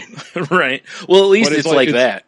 It's like a little bit of like lower back pain. I'm like, and it feels like I was doing a bunch of kettlebell swings or I was doing like a bunch of stuff at work or something. Right. It's just from carrying extra weight in your torso. Yeah, exactly. It's just like, I feel like a pregnant lady or something. Yeah. Then at 11 o'clock you have a cleanse and then. Yeah. It's seriously like, that's what that first day, when the battle was done, I was like, oh, my back doesn't hurt. Oh. Yeah. That was my baby kicking. I guess. Yeah, I think you're right. Yeah. I've had that too. I know what you're talking about with the lower back pain. Yeah. Yeah, but I mean, whatever. It works. Yeah, as long as it works, right? Yeah, and exactly. And at least it wasn't like you're hauling stuff up a flight of stairs and Yeah, exactly. Like, oh, jeez, why did I wear my bleached jeans today? Always wear darks. I keep telling you. Always wear darks. It was like, dude. So this is totally unrelated, but I bought. I told you this already, but I bought new underbritches the other day. Oh yeah, right. I meant sexy once you sent me pictures. Yeah, dude. Yeah. I meant to get the ones that go like mid thigh. They're boxer briefs, and because I don't like the shorty shorts. I saw a package that said long length, so I grab it, and I get home, and a couple days later I open the back, and I'm like, okay. I'm like, wow, these are a lot longer than I remember. Put them on, they come almost to my knee, Right. But I looked through all of the packages they had at the store, which wasn't many, but I looked through all the ones they had to see if I could find one that was like all dark colors. Because for some reason, they give you like, in a 5-pack, there's like 2 black, a gray, a red, and a blue, I think it is what I got. It's a dark blue, but still, so it's like, okay, well, there's 3 darks in there. The red and the gray, not so much. It's like, damn it. It's like, why can't I just get this one color I want? Or the red's for date night because it's dangerous. You're right. Right. Good call. Or like a robin's chest. You're like, yeah, I'm ready to mate. That makes sense. The gray ones definitely are not for date night. No. Because, if you have any sort of a sweating situation, it's going to be no bueno. Yeah, exactly. Pops right out. Yeah. Yeah. Like if you don't shake enough, you get that little bit of like clinger tinkle. Yeah. I was just going to say, how like when you sweat, like, under your armpits are wet in your shirt, basically. It'd be like that, but under, like, around my balls. That's why I roll a little degree on my taint. For sure. Yeah. Yeah. Understandable. But yeah, it just made me laugh when I'm looking at these, and I look through other sizes and lengths and stuff too, and it was kind of the same thing, and it's like, damn it, why can't I just get, one color or just all dark colors, Well, I'm a fan of like because like, I like my Under Armour under britches. Yeah. Because work, Mm-hmm. I got to get that ball sweat away from me. Sure. Exactly. But Jeannie always picks them out, typically. Mm-hmm. And so she always comes home with like exciting patterns. And shorty shorts, right. I have a pair of those, yes. Yikes. But I like the first time I saw a pattern, I was like, well, but I like crazy socks. I'm like, whatever. I'll wear a crazy dick sock too. Whatever. That's cool. Right. But I almost wonder if like the patterns are for like camouflage. Could like it breaks up the outline of your ball sweat or something, like a zebra. That's why they're striped. Yeah, that's what I'm saying. Yeah. For anyone listening who didn't know, that's why a zebra has stripes. So that exactly. you can't see their ball sweat. Yeah, for sure. That's why the lion's like, I don't know where to bite. I can't see his balls. Yeah. It's like, I don't want to get that sweat in my mouth. Yeah, right? Yeah. Except for that one lion. Well, We can't judge. We're not judging. No. We're just saying. That's all right, though. Yeah, right? Mm-hmm. Saying Todd the lion loves ball sweat in his mouth. That's very possible, though. I hadn't thought about that, but yeah, that could be why. Or maybe it's just so they differentiate from Fruit of the Loom or whatever, Right. Because, they tend to do that with their other clothes, too. Like, there's, a lot of times there's, like, bright, flashy colors for working out or, for running and stuff makes perfect sense, so people can see you, allegedly, But who's running their underwear down the street? You aren't? I mean, sometimes. That's all I wear. Known to have. Yeah, I put on the shorty shorts and, because what happens is when I wear the long ones, it takes longer for it to get up my ass. So, I wear the short ones. So pretty much the first 2 steps, your underpants are up, up in your buttocks and you just go the rest of the way like that. I mean, sun's out, buns out, right? Exactly. I've got very weird tan lines though.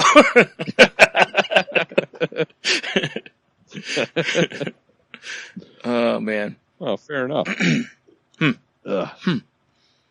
I guess speaking of running, I've been thinking about getting into running. Don't do that. Stop it. I've never been a runner. Yeah. But I just like one of those things. I'm like, fuck it. Maybe I'll run like a 5K or something.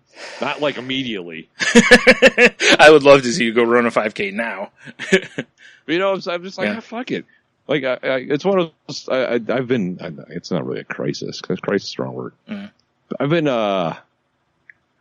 realizing that I'm like letting shit get in my way. Okay. That makes sense, mm-hmm. Yep. I'm like, I'm always like, well, I'm not a runner. I've never. But I'm like, well, why couldn't I be? Yeah. Like I'm dead set and determined. Like at some point this year, I want to actually go do an open mic and just probably embarrass the shit out of myself. If not, I will embarrass the shit out of you. So no. Yeah, but I'm like, but why not? You know? Right. I'm going to get myself thrown out for heckling. My brain get in front of my body, right? No, you're totally right. That is exactly what happens. I have been ruled by that for so many years. It's too much mind. Yep. Exactly. I wish I could just turn that off once in a while. Then I'd be good. Just that doubt that just won't get out of the way or something, or just like a why bother? Like, well, you can't this, so why start it? Like that's a terrible reason. Yeah, that's kind of exactly what I've been thinking about lately. Yeah, makes sense. Mm-hmm. And I'm like, I can't do that. I gotta get beyond that. Yeah, you gotta be nimbly bimbly. Become a better human. Mm-hmm. I need to upgrade my my operating system here. I see. Right? Makes sense to me. But yeah, kind of. No, except the running part. I don't understand anybody running. So I mean, I've never minded it per se. Yeah. It's just not something like I've ever been into. Yeah. But I think like I'm more like when I see people, I'm at the gym and they're on the treadmill. That I don't get. Running on the treadmill? Yeah, that looks horrible. When the weather's shitty, I get it. But otherwise, I kind of don't either. Like I'd rather be outside. Yeah, like going through the woods or something, or right. Like I couldn't run outside like through the summer, basically for the most part, because I'd die. But I can understand where people would quit going to the gym and go running outside, but when there's snow and ice and just outside, I can see where you're like, fuck it, I'm just going to go to the gym. I mean, I guess there's that, but it's just like, yeah, I don't know, like, Lee and I last week, we took the dog for a walk, and it was like rainy and shitty, but we still had a great time. We just took it for the Metro Park. Yeah. And as I was doing it, I'm like, God, I should just come here like more often with her or just by myself or by her and the dog, not Leah, fuck her. Right. Of course. Yeah. Yeah. My brother's taken to going out there every once in a while with my, one nephew, and they go out there and ride bikes around on the path. And I think my sister and her husband do it too. To where they started out just riding on the smaller paths, and now when they ride, they're riding like miles and miles. So yeah, it's just you just build up like anything else. Yep. So yeah, why not? There you go. I just gotta get my shorty shorts on. Show off that ass. Well, naturally. I mean, you put all that work into all them squats and kettlebell swings, you might as well get something out of it. Right, jeez. If you don't get catcalled, then why have you been doing all this? Exactly, right? Why did I buy the juicy shorts? Oh, man. Well, those things, somebody just did not think that through. No, did they? They probably did, because it's a juicy ass. And it's like, yeah, but when you think of it, when it's not said in a sexual way, like, juicy ass does not sound good. Yeah, exactly. It sounds like something you'd have with too much of that fiber supplement. Right, exactly. My problem with the stuff with the ass on the writing, the ass on the writing, Jesus Christ, the writing on the ass, right, is when it's like a 14-year-old girl. Yeah, that's weird. You're like, would you not put letters across your buttocks to draw my attention to these letters? Yes. Because I don't want to be reading your ass, young lady. Right. Yeah. Yeah. Or sir. Yeah. Or sir. Yeah, whatever. I'm just saying. Because I will. If there's a word on someone's ass or back or what, same as if it's on a shirt. I try to read people's shirts all the time to see if it's a name or whatever it is. So, same thing, Yeah. Yep. Or what it should say is, I'm 14, then the same. Jailbait. Right. And then it'd be like, 14? No problem. I'm going to look over here. Like, because I don't want to be a creep. How about we all have altered reality goggles, so it just blurs them out? Oh, that'd be awesome. Right? I would love that. And then anybody that turns that feature off, or just arrest them. You're right. That's like someone turning a camera off when they're counting money. At work or something. It's like, no, that's your best friend. What are you doing? Yeah, exactly. Yeah. Exactly. Oh, I see you have safe search off on your glasses. Yeah. So you go to turn it off and it just tases you. Yeah, exactly. Tases you right in the dick. Wow. Like, why do my glasses need this belt? No reason. Yeah. It's the power source. Oh, okay. That makes sense. Yeah, okay. Zaps it right in the left testicle. Yeah. Oh boy. Yeah. Like, that's the one I get hit by a baseball in.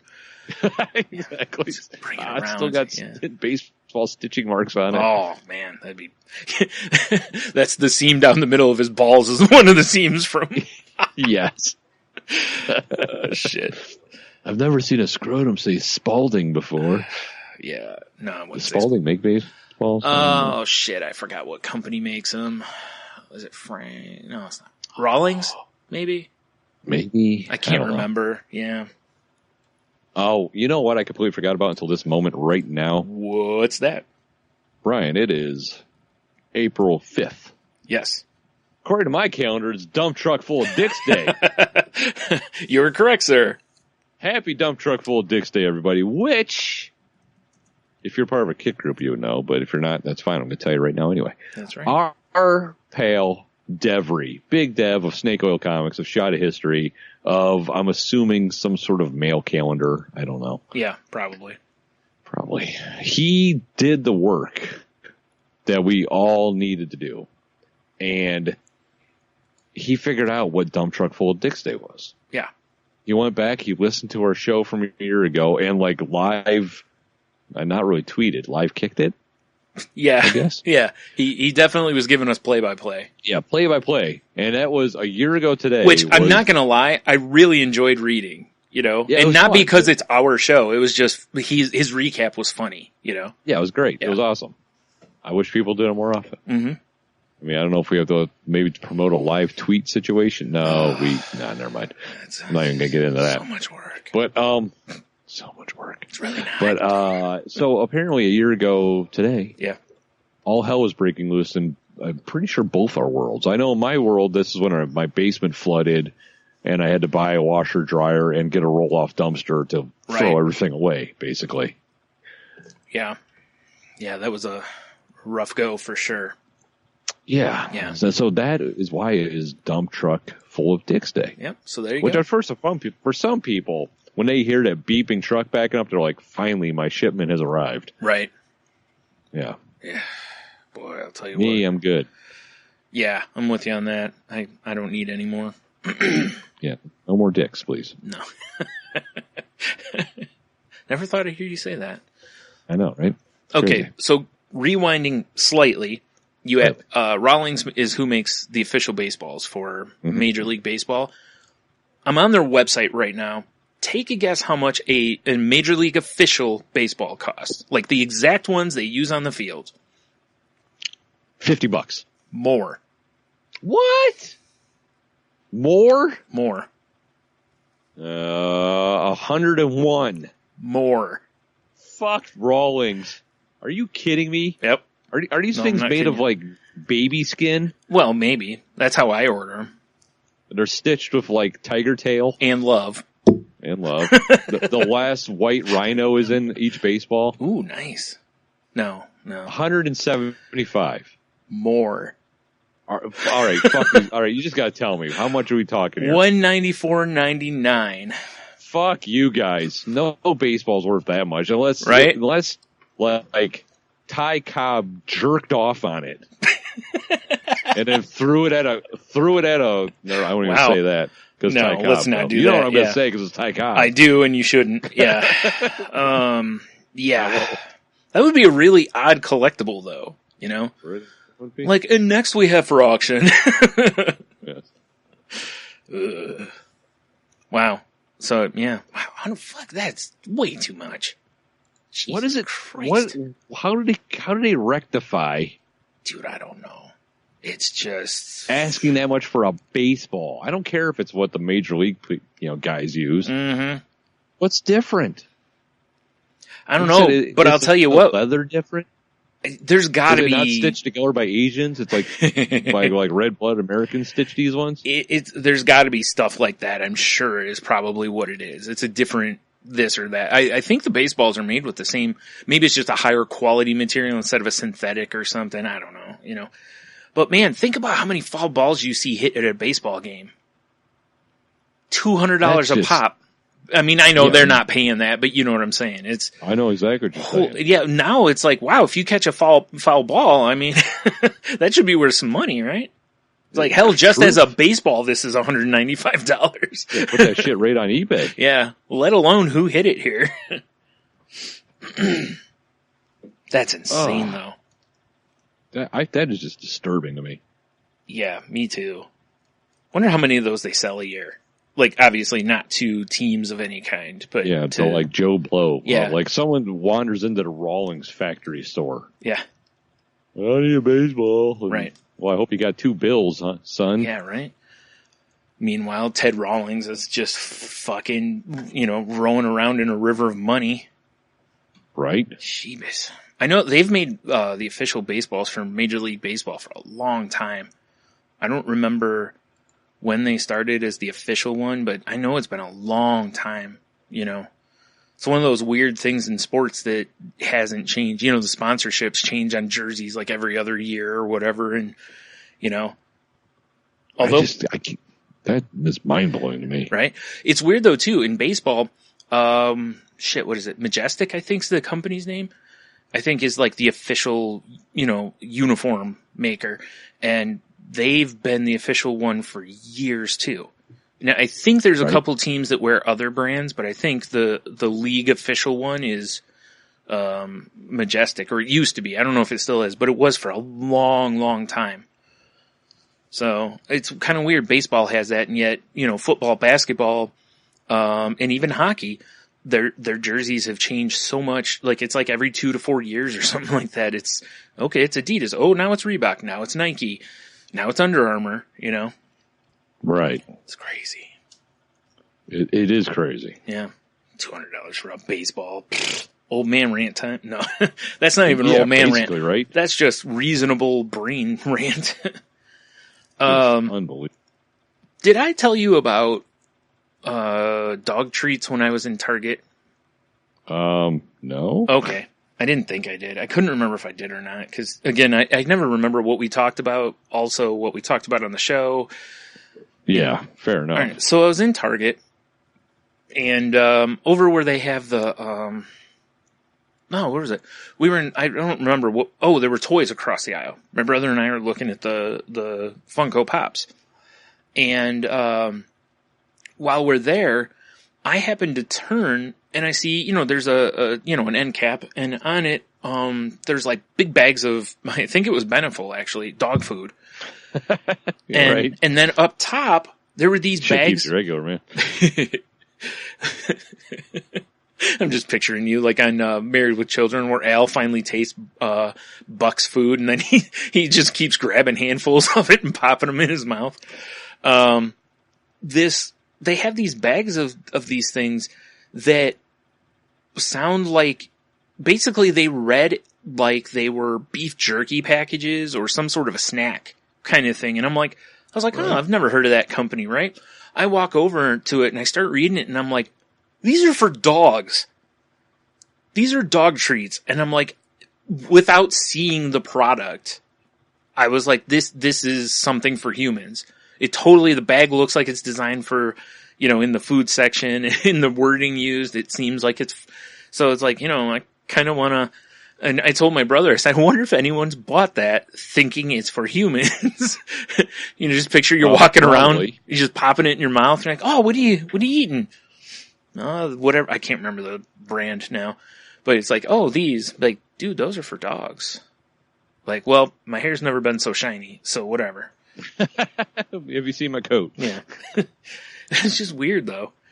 And it makes sense, though, like, going through pet aisles and stuff now, you see it so much more that, like, a lot of the foods are like, no fillers, we just have carrots and potatoes and Right. So that the dog food is sounding more and more like food instead of just who knows what.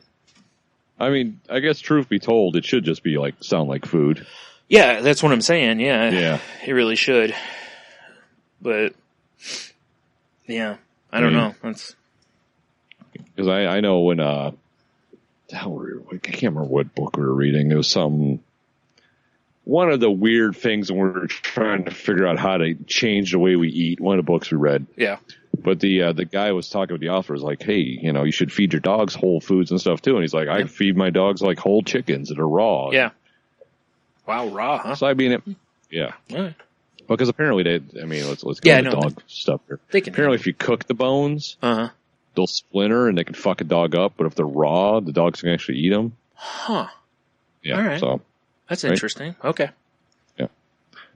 But but it'd be fine, like if you cooked that whole chicken and took it off the bones, basically. Well, yeah, right. But I get what you're saying. Or buy one of those rotisserie chickens that are already shredded up. Here you go, dog. Those rotisserie chickens make me so happy. Me too. It's one of my favorite things. They taste good. Yep.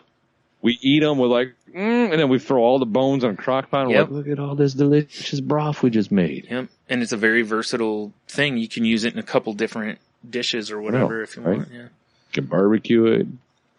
You can cacciatore it. You can wear it as a hat. Mm-hmm. I have. You can use it as I don't know, poop bucket, whatever. I don't know. Yeah, exactly. Right? 11 o'clock rolls around. Like, oh, jeez. Oh, hand me that chicken. Hand me that chicken. I'm going to fill up that cavity. I'm going to pass on the stuffing. Like, who stuffed the chicken with blood pudding? Oh, God. Yeah, well, there was someone's lunch. Not yours or mine, but somebody listening probably. Oh, no. We're too callous for that to do anything. For sure. I could be eating blood pudding out of a chicken and be like, yeah, it's fine. Oh, what a terrible idea that would be. Right? like, what do you do if that whole chicken, sir? It's a bowl. Yeah. Oh. You go to work, you pull out the chicken like that, and they're like, "What?" And you just start eating a salad out of the cavity. Exactly. Just pour cereal into it. Yeah. Milk. Like, they have bowls, right? Yeah, but that doesn't give it that nice, robust chicken flavor. Like, you guys hand me that stitching kit? I gotta stitch up this neck hole so I can hold my milk. Nice, yeah. You're right. Otherwise, yeah, because you don't want it to leak out of the bottom for sure. Exactly. You gotta think about these things when you're gonna use a chicken as a cereal bowl. I guess. So, right? Yeah. I kind of feel like there's gonna be some dopey restaurant that's gonna open. Mm-hmm. And they're gonna serve chicken noodle soup out of a chicken. Somebody probably would, but it's such a home for bacteria that it'd be tough, Well, but you cook chicken. Oh, I see what you're saying. Well, I guess too, you could put the soup in something and slide it down in there. But No. I want just, Oh, okay. soup on chicken action. So it's basically like a bread bowl is your concept. Yeah. Exactly. It's like a meat bread bowl. Right. You just It's a tearing off low-carb chicken. bread bowl. Right. Tearing off chicken and just eating the soup. I get you. Okay. Yeah, exactly. All right. Yeah, see, now you're getting it. They start using like those, what are those, the game hens and shit, the Cornish hens, for small, yeah. Like a little shooter. Mm-hmm. Yeah. That way you don't get too full because, your main course is coming. Yeah, right? Actually, the little, like, cooked Cornish game hen just have Bloody Mary in it. That's okay. That would be weird, but sure. There you go. There's your restaurant. You just open it and everything is served in chickens. The restaurant's gonna be called What Came First. It's always gonna be the chicken. So there has to be chicken and an egg in every dish? Yes, there you go. Or maybe a hard-boiled egg is served on the side. Yeah. The egg's just maybe it's like a hard-boiled egg, like butt hat, like circle, and then it's like you put a slit in and you put it on the edge of a cocktail glass, like a lime. Oh God! Oh boy, that's gonna be a mess. That's what that's gonna be, right? But yeah, just pretend you're Rocky and just start downing those shots. Exactly. Who doesn't want a fried egg shot? Yeah, fried egg shot. Disgusting. The fuck? Someone just texted me. Sorry. It's my wife. She's out and running. Well, I'm still podcasting, lady. I'm sorry. Still podcasting. I did tell her if she calls, I'll just put her on speakerphone. Yeah. Well, it wouldn't be the first time. You've done it before. Be the first time. Mm-hmm. That'll teach Logan. Well, that too. You've put her on speakerphone for us too. Yeah. That's my favorite thing to do. Oh man. I just wish I had a way to pump your audio into my phone. Yeah, that's too bad. She misses out on that. Yeah. It's true. That's why we need to record more in person. Yeah. Fair enough. Anyway, I think that's about it for my week. I mean, I have a couple like news stories we can talk about. We might as well. I don't have anything. So honestly, everything I've brought up has just been off of what we've talked about. Fair enough. Well, can we talk about Conor McGregor? Yes. Again, we'll go back to some fighting. I didn't find out about this until we were about ready to record because it happened today. Right. Today. But apparently he attacked the bus full of fighters? Yeah, I think that's what it was. With a dolly, like threw it through the window and like people were all cut up and shit in there? Yeah, I don't know what the hell he was thinking. It says 12:18 TMZ Sports now has a video showing Conor picking up a dolly smashing in the side window of a bus. Dana White says Michael Chisay, I'm not sure how to pronounce his name, was quote-unquote cut to pieces in the attack as hospitalized for his injuries. Rose Namajunas was also on the bus very shaken up, and she almost broke her hand. And they asked Dana if they're going to fire Conor. He says, this is bigger than us firing. Last I heard, he's got a warrant out for his arrest. Wow. Because apparently more than one person got cut up by glass. Right. Well, and you're attacking with a weapon at some point. I don't know what that would turn into charge-wise, but it seems like it could be fairly serious, Yeah, he says he threw a dolly through a side window, then attacked the front of the bus with a chair.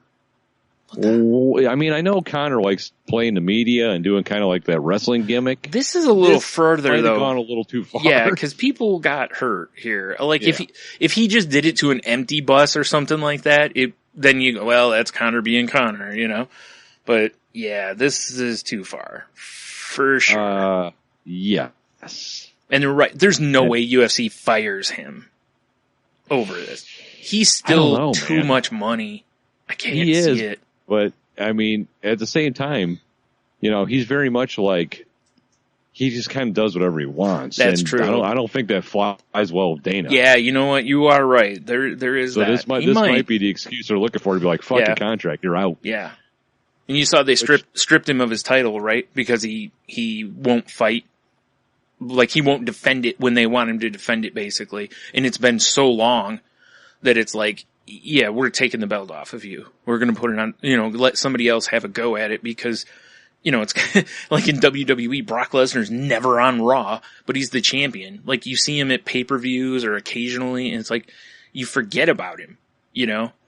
It becomes less relevant. Silly. Yeah, but that's just minor shit. Who cares about the title? I'm glad everybody was okay, you know? Right. Because even cut to shit sounds, you know, it sounded like the guy will be okay, but he was, like you said, just cut up pretty good. But I said the one guy might not be able to fight this weekend. I was just going to say that. Yeah. And if so, because he's got cuts on his face and shit. I think Conor McGregor should pay for his fight, at least. Right. You know? Probably more, but I think he should at least be like, if the dude was going to make, I don't know, 10 grand, be like, you know, here's the money. At least make it right there. Because you stole money from him. Right, exactly. You know? And McGregor's got a shit ton of money, so he'd be alright. But yeah, you know, it'll be interesting to see what they do with him. Yeah, I'm very curious to be. I'll be watching this story, that's for sure. The real question would be, what would he do if he gets fired from UFC? Like, what his next move would be, whether it be like boxing or WWE, or if he'd try Bellator, because Bellator's been trying to add more legit fighters, you know, bigger names, I should say, not legit, you know. Right. So, and obviously he'd be a huge get, but do you want to deal with all that headache? You know, it wouldn't surprise me if he just goes, nah, and just goes into fight promotion and shit like that. He could. He's great at it. You know? That's why I said he could be great with WWE, I think. You know? Right. Just because his promos would be money, you know? If he could learn the craft at all, which I'm sure he can. He's an athlete, so, you know, he could at least be serviceable, probably, you know? Right. But, yeah. And I got one more thing that happened this week that caught my eye. Okay. Once again, proving the fact that our current generation of kids coming up just should probably be rounded up and thrown into a ditch or something. Is this an old man? Condom snorting challenge. Yeah. Yeah. Really? Yeah. You know, I wonder, because like with the Tide Pods thing, I guess the amount of actual cases of that are very small. Right. But somebody picked it up and it got blown up, you know? And, I wonder if this is the same thing. Like, a few kids did it, someone made a big deal out of it, and then, you know, because they made a big deal of it and posted it on Facebook or something, all of a sudden it's just like wildfire, you know? Yeah, it goes viral. Yeah. Which wouldn't surprise me. Right. But also, I could see some kids trying this because the kids are stupid. Not that our generation wasn't, because again, there was Jackass when we were that age. You know, right. And kids were doing all sorts of that stuff, trying to get their own show, basically, which is honestly what I think most of these idiots are trying when they are doing this stuff. They're trying to get internet famous. Yep. Because there's money in it. I mean, you know, just being a YouTube star can pay you millions of dollars. I agree, but I don't think one viral video of you snorting a condom is going to turn into like a career. No, you got to have a long-term gimmick. Yeah, you actually got to have some sort of talent behind you. Yeah, or something. Yeah, because I don't know, to some of these YouTube stars, quote unquote, that I see, I'm like, I don't get it. Right. My favorite new job title is what is it?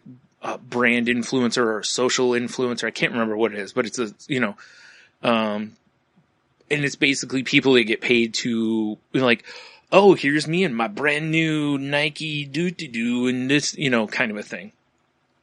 To where you subtly work in that you're wearing a Nike shirt or something like that, Right. And then that's supposed to make people see you and go, wow, they look like they're enjoying life in that Nike shirt. I need to go buy said Nike shirt. I mean, don't get me wrong. If, say, the Hop Slam I had earlier, if the Delicious Bells Brewing was like, we like the cut of your jib and we want to pay you money to represent our brand. What am I going to say? No? I'd be like, just pay me in beer. It's just, I'd be like, seriously. I'll wear your Bells shirt. I'll wear a two-hearted cock ring, whatever you guys want. That'd be great. Two-hearted. Yeah. Now we're talking. Oh, man. Seriously, whatever they want, I'll be like, sure, that's fine. What I'm getting, like, this has always been around. You know what I mean? Because, like, obviously there's a reason that Nike wanted Michael Jordan, right? Right. Because he's a very visible basketball player. He's the most popular guy. If he's wearing your shoes, so will everyone. I get it. But it's just funny how that name didn't exist. There were people obviously doing it, but it was generally like celebrities or athletes or whatever with endorsement deals, Right. Now there's just random idiots on Instagram and stuff that have these, Right. It just blows my mind how that has become a thing that just, and it's not even modeling really. It's just, like I say, if Kim Kardashian does it, I totally get someone paying her. She has tons of followers. She's, if she does or wears something, people will mimic. It's so weird to me that people will do that for some nobody, Right. It blows my mind. Or maybe, let me rephrase. They're nobody to me. They may know who they are, so I guess maybe there's that. Well, like my wife. My wife, for the longest time, she just really didn't get into YouTube. Yeah. But she's got herself locked in some vlogs now. Like she watches a lot of makeup stuff and sure. whatever. And these broads, who I've never heard of in my life, I know I'm not in that world. So maybe there's somebody in that world, Tony, not in my world. No one's buying that, dude. But they do unboxing videos and they've got 40, 50 packages from different makeup companies that they just send them shit. Yep. And it's just that blows my mind. And if you look at the followers of some of them have got 1 million followers or whatever. It's nuts. It's so crazy. Yeah. And don't get me wrong. Some of the, the tutorial ones and stuff, I see that at least I get, cause you're actually doing something, you're showing a technique.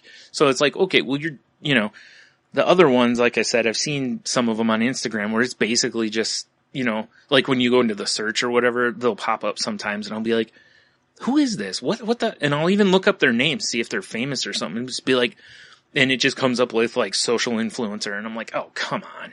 It's like, I don't remember her name anymore, but there used to be, well, she's probably still is. There's a broad on Untapped. Jesus Christ. I just looked at my, woo! There's a broad on Instagram that's basically just known for her ass. Yeah, you're right. Yep. Yep. That's it. And she's got millions of followers. Yeah. And I'm sure whatever stretch pants she's wearing were free. Probably. Whatever's clinging to that supple buttocks of hers.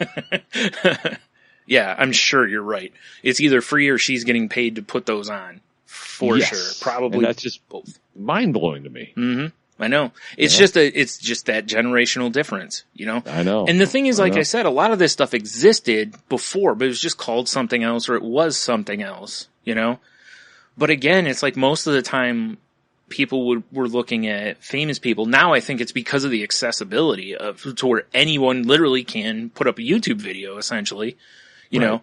So anyone, or an Instagram thing, anyone can build a brand, I guess, and more power to them. I ain't hating on them getting stacks for whatever. Because like you said, I'd do it in a second. For sure. Yeah. Dude, I mean, there's certain things maybe I wouldn't sell, but, $1 Million Man said, no, everyone's got a price. Yeah. Exactly. Mm. But, I don't know. But yeah, I guess back to the condom snorting challenge. You know, put them on your dick, not in your nose. Yes. Enough said. Nice. Well done. Thank you. It's my inspirational speech for kids out there. I'm just picturing you on a billboard, just holding a condom. You know, put them up here, put them on your dick, not on your nose. Right? Man. It's just I don't know. Yeah. Does the whole like internet challenges that come up? Oh, they're so dumb. Whether it be the cinnamon challenge Or that, you know, what? was it that one that was, oh shit, what's it? I think it was, one of Kim Kardashian's sisters or something. She did a thing where she like put something on her lips and you like suck or whatever and it makes your lips plump up, but it can be really bad for you. Like your lips can get stuck in there and, pulling all that there is not apparently healthy. And there was all these videos of these girls doing it because she did it, you know, and it's like, of course. Yeah. you know, and so many of them, you know, that was different. There were a lot of girls that got injured from that. And it's like, of course you did. What about that makes you go, it's no big deal, you know? Yeah, it's fine. I'll just fuck up my lips for life. No big deal. Yeah. Well, it's just like, honestly, I'll have one. the cinnamon challenge. I remember when, Gigi did it. And she like nearly died. I mean, we were seriously concerned, Yeah. you know, like thought she might be in trouble kind of a thing because it, you know, and it's like just something that dumb could be turned into something dumber, you know, it's like, Yeah, exactly. just cause somebody, you know, someone does that challenge, no matter which one of them it is, it's like, come on, just stop They're it. like, what are you doing? Yeah. Stop Yeah, whatever. Assholes, Brian. it. Yeah. Yeah. That's one thing I never really got into any of, I mean, again, YouTube wasn't around when we were teens, so it's, you know, or if it was in its infancy, you know, so it wasn't anywhere near what it is now. But I just don't remember ever, like, when I watched Jackass, I was like, wow, those guys are stupid. Yeah. I'd laugh at some of the stuff, but I was like, those guys are really dumb. But here they are raking Uh-huh. cash, you know? Yeah, I never had the urge to do their stunts. Yeah. But I'll sit back and watch. Yeah. Well, same with like, you know, X Games. You know, I sat there and watched Tony Hawk I don't know how many times. There's no way in hell I'm putting myself on a skateboard, you know? Right. That just seems crazy to me. Whenever you do something that throws yourself at concrete, it just seems like a bad idea to me. But whatever. Fair enough. Yeah. So, I don't know. We're just not the demographic because we stop and think before we do this stuff. I know, right? Silly us. Yeah. Whatever. Yep. All right. You got anything else? No, that's about it. Randomness and for my week. All right. Well, let's do us a Q of the W then. I think. Q to W, Brian? Yes. All right. What you got? Well, let me pull up Instagram because I didn't post there. Well, from a face page, my friend. We did ask. Sorry, let's go to that. Yeah. We did ask, what Muppet would you like to be and what Muppet do you think you are? Right. So, Jeff from Hobie, he says, I would like to be Ralph, the voice of reason amongst the Muppets. I'm probably more like Sam the American Eagle, self-righteous blowhard. You know, at least I like the fact at least he was like, all right, this is me, you know, much like I did when I was, you know, I was like, yeah, I'm this one, unfortunately. Here, our buddy Clint, he says, I'd like to be Animal, a creature of pure libido that personifies unbridled appetite. I'm more like Fozzie Bear, the sweetly insecure and absolutely terrible comedian. Fair enough. Yes.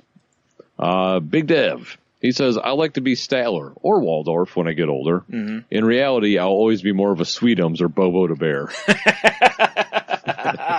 Oh, shit. Sweetums. Yeah, Sweetums is totally Dev. Yes, for sure. Oh, shit. I think we got to start calling him Sweetums now. Maybe. Philip, he says, would like to be Animal, but most likely I'm Ralph the dog because of the deadpan humor that I enjoy. Fair enough. Right? Mm-hmm. So here, Monica, she says, I'd like to be Miss Piggy. She is a she pig that acts like a lion by bearing no mind for the opinions of sheep. And she does it with class and style, with a touch of psycho crazy. Man karate. What am I? Yes, and karate. Yeah. What one am I more like? Miss Piggy. LOL. Maybe with less class, with plenty of sweet, scary talk that turns into psycho crazy. Laughing my ass off. Oh my. Right? Yep. See here, Michelle. She says, I would like to be more of a gonzo. He is relentless and has no fears. He is inventive and outgoing. But I am surely Beaker, a nervous, shrieking introvert who is also an expert in getting injured. Those are all excellent answers from Face Page. Those are good, yeah. Yes. That's why I was hoping for a bunch of answers on this, because I wanted to hear people's explanations on some of them, you know? Right. Over on Twitter, do you have any others to read? Sorry. Yeah. I got Instagram. I also got Snapchat, so we can go back and forth. All right, yeah, I'll do the Twitter ones real quick then. At Pun Magnate, or Mayor, which I think you remember, he says, if you can't handle me at my do-do-do-do-do, you don't deserve me at my mana-mana. That's awesome. So, yeah. Well, you know what would have been really funny is if someone had used the near-far thing. I think that was on Sesame Street, though. But do you remember the near-far thing? Yes. Yeah, okay. Yeah. Just be like, near. Anyway. At What Joe Talking About, Joe Diggity, she says both for her is Janice, sorry. And I couldn't agree more. She's totally Janice. Right. At mom_overboard. Jeez, I can't read tonight. She said, I'd love to be the Swedish chef, but I'm probably Fozzie. Nice. I like it. At the Paula Hunt said, I'd like to be Miss Piggy. I think I'm the grumpy old man in the balcony. Everyone loves the grumpy old man balcony. For sure. That's the path we're heading on with our old man rant. Got that right. All right, that's all I have on the tweets. All right. Well, on Instagram, I have the whip around. It says, I want to be the Swedish chef. And then they reply to themselves, but says, but I see Sam the Eagle in every mirror. Darn you, control obsession. Let me have the incoherent joy. Brian Shorts 515. He says, I've always been told I'm Sam the Eagle, but I want to be Kermit. He's the only one who gets laid. Ah, that's a good point. So, and then, you maybe Gonzo. We don't know because of Camilla and stuff. Yeah, I don't know. Oh, they're getting freaky. Yeah, just getting weird for sure with Gonzo. Yeah, for sure. For sure. You know what's funny to me, real quick, so far, is how many Sam the Eagles have popped up. I know, right? Like, that's a character. I mean, we all know Sam the Eagle, but it's just, that's not a character I thought was going to get a lot of play. And right now it's, it's been pretty popular. Yeah. Clickbait podcaster. They say animal all the way. That's from the Instagrams. Okay. And then, Jeannie, my wife, Jeannie of Hobie, her original was Sam the Eagle as herself. Mm-hmm. Right. And then, but she changed up. She says, she wants to be Bunsen, but she really is Beaker. That makes sense. I always saw Bunsen and Beaker as kind of a Dr. Jekyll and Mr. Hyde. I don't know if that was the intention with it, but it kind of what I always thought about. One is controlled and the other is chaos, essentially, Right, yeah. Just that does make sense. Just more of a funny, if they were a comedy duo, Right, exactly. Which would be a very weird play. It would be a horrible play. Me. Nah. I'll write it. We just got to find the right actor to really deliver the me's part. Right. Yeah. And then I got a couple from Snapchat. Okay. Kelly, she's our local Tweedle artist here. Mm-hmm. She says she is Beaker, but she really wants to be Waddle or Statler, one of the two. Nice. Right? Mm-hmm. But she did also mention that her husband is Kermit, but he really wants to be a Fozzie. Nice. So they both want to be funnier. I get it. Yeah. I know, right? That's too bad. And then Chris D on Snapchat, he says Fozzie because I make lame jokes. But he really wants to be Kermit so he can sip tea and comment sarcastically that that's none of his business.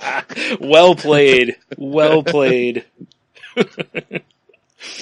And then Joe Podblock says he wants to be the Swedish chef.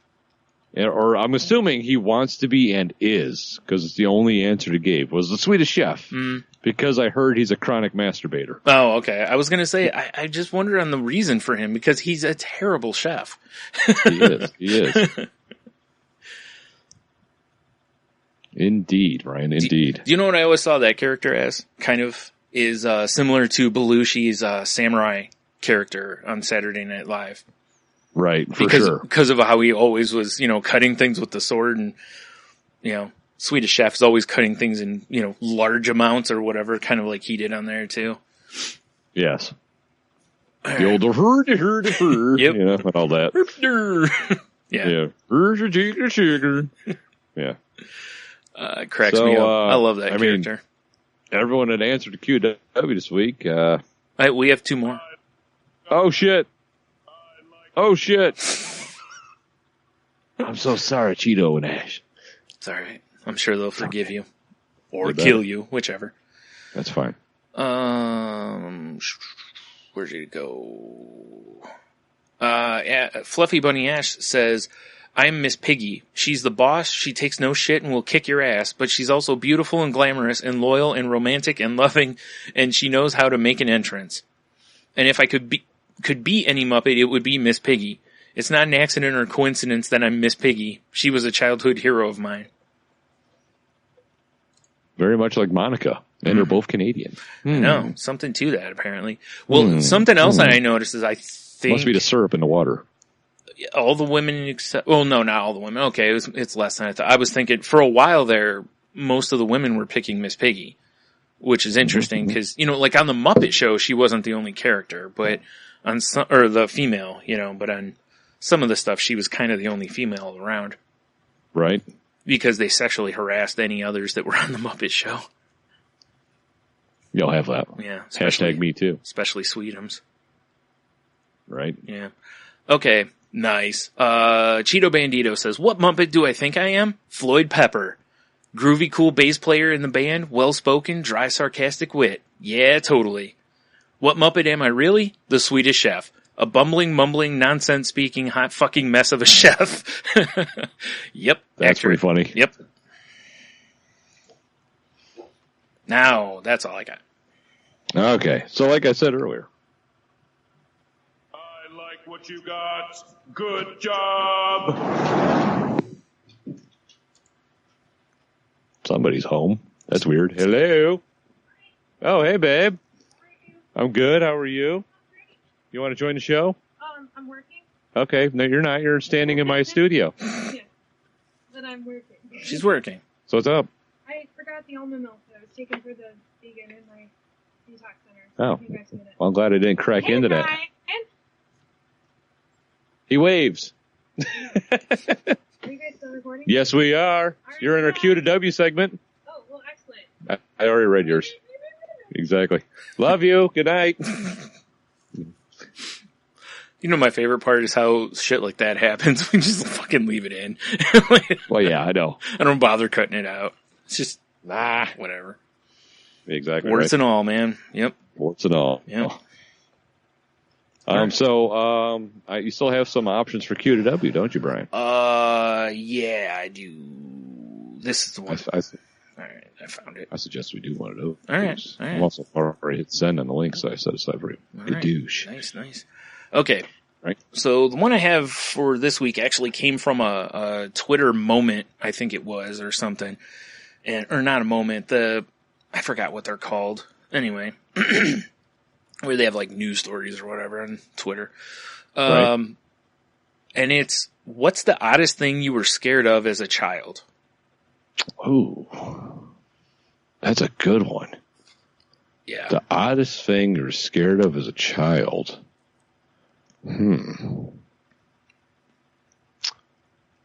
Well, okay, I guess for me, it was, how my old house, Brian, like when you and I, we'd come over and crash. Yeah. I slept in my basement a lot, right? Yep. And it had that weird window up there. Mm-hmm. Well, one night I had a dream that there was just some dude standing outside that window with an axe. That was me. I was just fucking for with some you. reason, that dream fucked me up for a while when I was a kid. Man, how did one of us not do that to the other one at some point? Right? Boy, we missed an opportunity. Like it was just like, it didn't even make sense. Right. 'Cause like I'd be sitting there watching TV. It would be me by myself down there. And I'd look at that window like, fuck. I will say this. Some of the times, like when you'd go upstairs or something like that and I was down there, it's like, there was something about that basement that once you were alone, it was creepy, you know? Yeah, right? Yeah. And I spent a lot of time Right. down there. Yeah, it was like when you Yeah. come back down, we're like, oh, yeah, whatever, you know, but you'd leave and I'd be like, man, I feel like something weird's happening. I know. I always felt that way too. Maybe that fucking place is haunted. I don't know. But yeah, I had one fucked up dream, and it was just like that was the dream. Was some dude in an axe, and he came through the window and like killed me. You know. Yeah. So when I'd be down there like playing Street Fighter or whatever, you're like Hadouken the fuck out of somebody, and I'd get that weird feeling. I look up at that window like, and I'll close the blinds. You know. Right. Like, fuck this window. Yeah, exactly. I'm going to make sure I'm safe. I'm going to put blinds down. Yeah. No one can get through this fortress putting up. He can't cut This through that. complete, this Fort Knox. Yeah, for sure. This wall of security. Like, all right, I'm going to break. Oh, they got the blinds closed. Like, exactly. Axe can't do anything now. Fuck. Yeah, so that's off the top of my head. That's pretty good. That's what pops in there. Yeah. Is Dream Axe dude. Right. I like the body spray, I like the weapon. I'm kind of afraid of the body spray too. Terrifying. Yeah, it's pretty terrifying. Yeah, because he's gonna smell terrible and then probably like try to like, fuck my mouth or something. Yeah, probably. Something awful. Mm-hmm. I mean, he's probably sprayed Axe on that too. That drops stuff into my drink, Yeah, probably. Yeah. It's funny because I was thinking about this yesterday. About this question probably would be the one we use, and I totally put no thought into it. The first thing that jumps out at me, there were two things that kind of jumped out at me, and the first one is when I was really little, my sister used to pretend she'd chase me with like a wooden spoon, and tell me she was gonna like spank me with it or whatever if I misbehaved. She never did. But she chased me, So right. I started taking wooden spoons and I was hiding them behind like appliances. So you could like retaliate? No, so she couldn't get me with one. Oh, I thought so you could like draw a spoon like, bitch. No. I just got them hidden all over the place.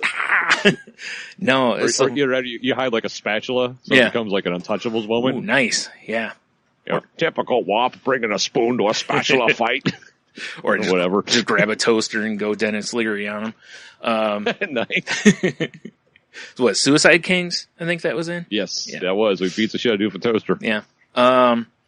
So there was that, because I guess at some point my mom moved. I don't remember if it was like the stove or if it was a refrigerator or something that got moved, and there's a bunch of wooden spoons down there. That's hilarious. And she didn't know where they were going. She knew they were disappearing, but couldn't tell where. Right. The other one is probably more realistic for me, is that water really bothered me. Like, if it was over my face, like being in the shower and stuff for a long time, I couldn't hold my head under the water. I'd start freaking out. And even now, if I do it, I can only do it for so long and I start freaking out. So you're saying you're susceptible to waterboarding? Apparently. Yeah, it's something that I've tried really hard to get past, cause as an adult, I know I'm safe, so I'll try to, and it's like, I can do it long enough to rinse my head off, and that's about it. And that's it. I can't really stand under it. Can't put my head under it, I should say. So what you're saying is, if you want a dominatrix to break you, it's all about water sports. Yeah. Yes. Yeah. So and it's weird. I don't know where it came from. Like, That is weird. Nothing traumatic happened to me like that, to where I was like, half drowning or something. I mean, the same sister that chased me. Yeah. The same sister that chased me, put me in a big pot to wash me one time, and the water was like up to my neck. But put you in a pot? Yeah.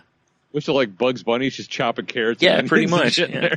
No, she just she didn't have a tub and didn't want to use the sink directly, I think, or something. It was when I was very little, of course, or last week. I'm making baby broth. Yeah, Which delicious. sounds terrible. That sounds so bad. Yeah. I might have to make some baby broth later. You know what I'm saying? Damn it. Baby broth. The only thing I know of that happened in the water. Whammo. Huh? No. Instead of like the slime and stuff. Terrible. Yeah, baby broth. Yeah.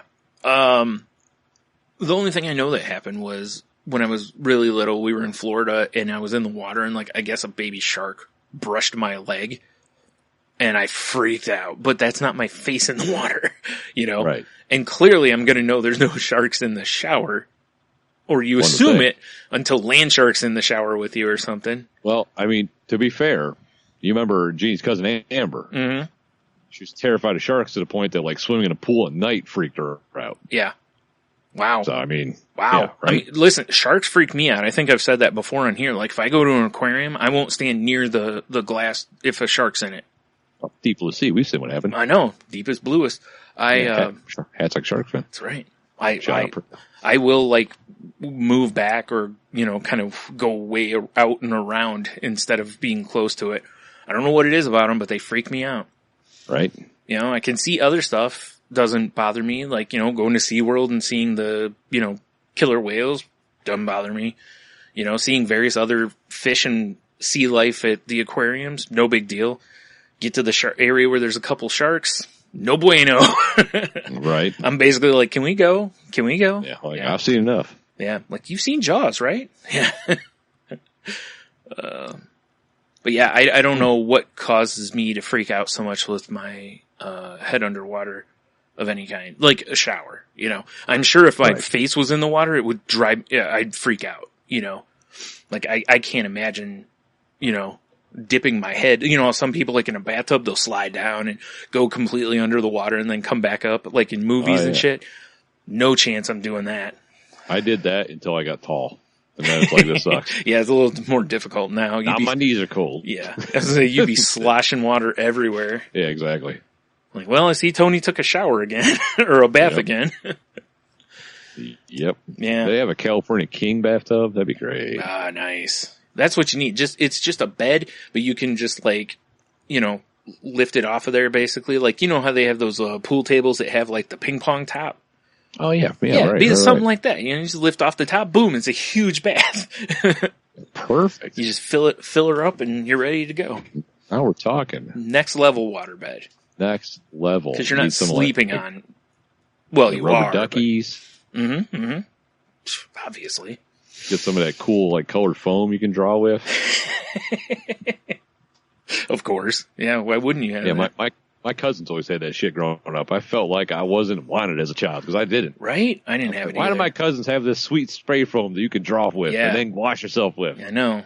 And I don't have this in my life unless I come visit them. Horseshit, that's why. My parents apparently hate me. Yep. My nephew had that various times too, and, you know, I just had like some wind-up fish and an Aquaman toy. And Exactly. Yeah. I had Irish Spring and a Hot Wheels. Well, at least you got the Hot Wheels. At least the soap wasn't just your toy. Like, that's it. Well, I guess it's a Like, submarine. Yeah. This is now a barge. Yeah. Oh, man. Not that didn't happen. I'm sure probably at some point probably had a bath where that was kind of the option, you know? Right. Like, you know, when it's like, it's bedtime and you should have had a bath 20 minutes ago, you know? Like, no Yes. time to play. It's all business tonight. Yeah. It's all business. Yeah. So, right. So, all right. I remember What? my fucking mom hated it. I don't know why we're going on this tangent. I don't know. But when I was younger and took baths, you know, Yeah. I would like go up by the edge of the tub, and then I would like spring off the wall towards the back of the tub, and I would keep doing it, and it'd turn like a wave pool. Man, I made some messes. Man, my mom was pissed. I bet. Yeah. I was like, this is fucking sick. This is I the had, like, best thing little ever. boats and shit. Yeah. You know, I was like, fuck these boats. They're going down. Yep. I know what you're talking about, though. I used to do something similar, when I had Yeah, toys in there so that they, for the big waves, basically. Yeah. Oh, yeah, exactly. And then it was like water everywhere. And then my mom would be like, what is going on? Oh, geez. Yeah. Yeah. Like, I'm sorry. I didn't mean to be, you didn't know you had little tiny naked Poseidon in here. Right? Yeah. Fucking shit up. These sailors don't know what's coming to them. Like, what's causing this? What the hell is that? Right. Oh, man. All right. So one more time is the question was, what's the oddest thing you were afraid of as a child? So, by all means. Or scared of as a child, whatever. Yeah, whatever. You'll figure it out. Yep. Because I have a whole bunch, like when I was younger and, excuse me, and my parents would make me take the trash out and it would be at night. I would run because the garbage was around back of the house. I would get the bags, run it to the front and run all the way back. Right. There was something about, like, I didn't want to be outside alone in the dark. So yeah, that's fair. in the middle of the day, I'd mosey, like, whatever, I got this. Middle of the night, maybe that dude from your house was chasing me. I don't know. Yeah, right. Weird axe guy. Yeah. Probably. That is really funny that with us both saying that kind of thing, that logically could line up. Yeah, right. For sure. Oh man, we just both had like a sixth sense about him, Yeah. Yeah. That was so weird. Oh shit. Yeah. So I'm curious to see what people say. I hope there's some funny ones that, come out of nowhere. Right. Same here. Yeah. Like, I was afraid of soap. Yeah, for sure. Terrified. Hopefully there's no tragic ones. Like I was afraid of my uncle, my older cousin, like, Ted. Yeah. I don't know. I was trying to think of a name, but every name I came up with was somebody actually involved in our lives. And I'm like, I don't want to insult that person by associating them with being a, pedophile. Yes, exactly. Yeah. So, yeah. All right. Well, I guess head over to saltylanguage.com and check out all the links and what have yous over there. There's past episodes, all the enthusiasts we've done. You can see the networks we're part of, like the Tangent Bound Network, the Geek Life Radio podcast playlist, and of course, Danger! Watch your back! Danger! entertainment. If you want to help the show out, we would greatly appreciate it if, when you're on our website, if you'd head over to Patreon. There's a link on the site. Just click that. It'll take you right to our Patreon thing. There's different levels of bonuses you can get for throwing cash at us, like being on the show, picking out a terrible movie to torture us with. yes. Whatever. And there's some other stuff out there too, so please go check that out. We would appreciate it. If you're going to be shopping on Amazon, please go by our website first. Click on the Amazon banner, as Tony said earlier, and it'll take you back to Amazon. It doesn't cost you anything extra, and that helps us out a wee bit. If you're using Apple Podcasts, I can't get myself used to saying that. It just sounds weird, Yeah, I know, right? So, but if you're using Apple Podcasts, iTunes, please rate, review, and subscribe if you haven't already. Remember, 5-star ball wash. If you're using Spotify or Stitcher or another app, please use their like or share options because that helps us out. Oh, and please, if you follow us on Facebook or Twitter, please retweet or follow, or retweet or follow, retweet or share the post that we make. Help us get some more visibility. Right. More eyeballs and earballs need to be on your boys here. Earballs, yeah. That's right, earballs. Oh, boy. If you want to contact us, the best way to do it's or on Twitter at salty_language. You can find me at Stunami. You can find me at Monotony, but actually you can really find me harder at salty_language on Snapchat. That sounded very weird. It did, didn't it? Yeah. You can find me at Ninjitsu on Snapchat. And also, of course, Salty Language on Instagram. Mm-hmm. I'm a Stu Nani over there. Or, if you can't remember, all the links are on the website. Fuck yeah, they are. All right. I think is that all the business? Yeah, I think so. Oh, check out my other podcast, The Crazy Life. Oh, yeah, for There's sure. a link for that on the website, too, I believe, right? Yeah. Right by my picture. Yes, of course. Yeah. But of course, Brian. All right, we'll do that then. All right. Yep. All right. I think that's it. I think that's it, too. I think that's the show. All right. Well, I guess until next time, have a beer, you'll be fine. Happy Dump Truck Full of Dicks Day, everybody. April 5th. Put in your calendars. We're celebrating. Let's turn this into a thing. I like this idea. I have nothing to go out on. I really don't. I got nothing. You got nothing? Yeah. What about, suck a dump truck full of dicks? I don't know. I got nothing. Maybe. What was a big hit from the show here, Brian? Yeah, I don't know. I guess we could just go out on. Well, do you know what? Here's what would go out on, because I love how I'm workshopping this. We'll go out on what you said, which was put a condom on your dick, not up your nose. Perfect.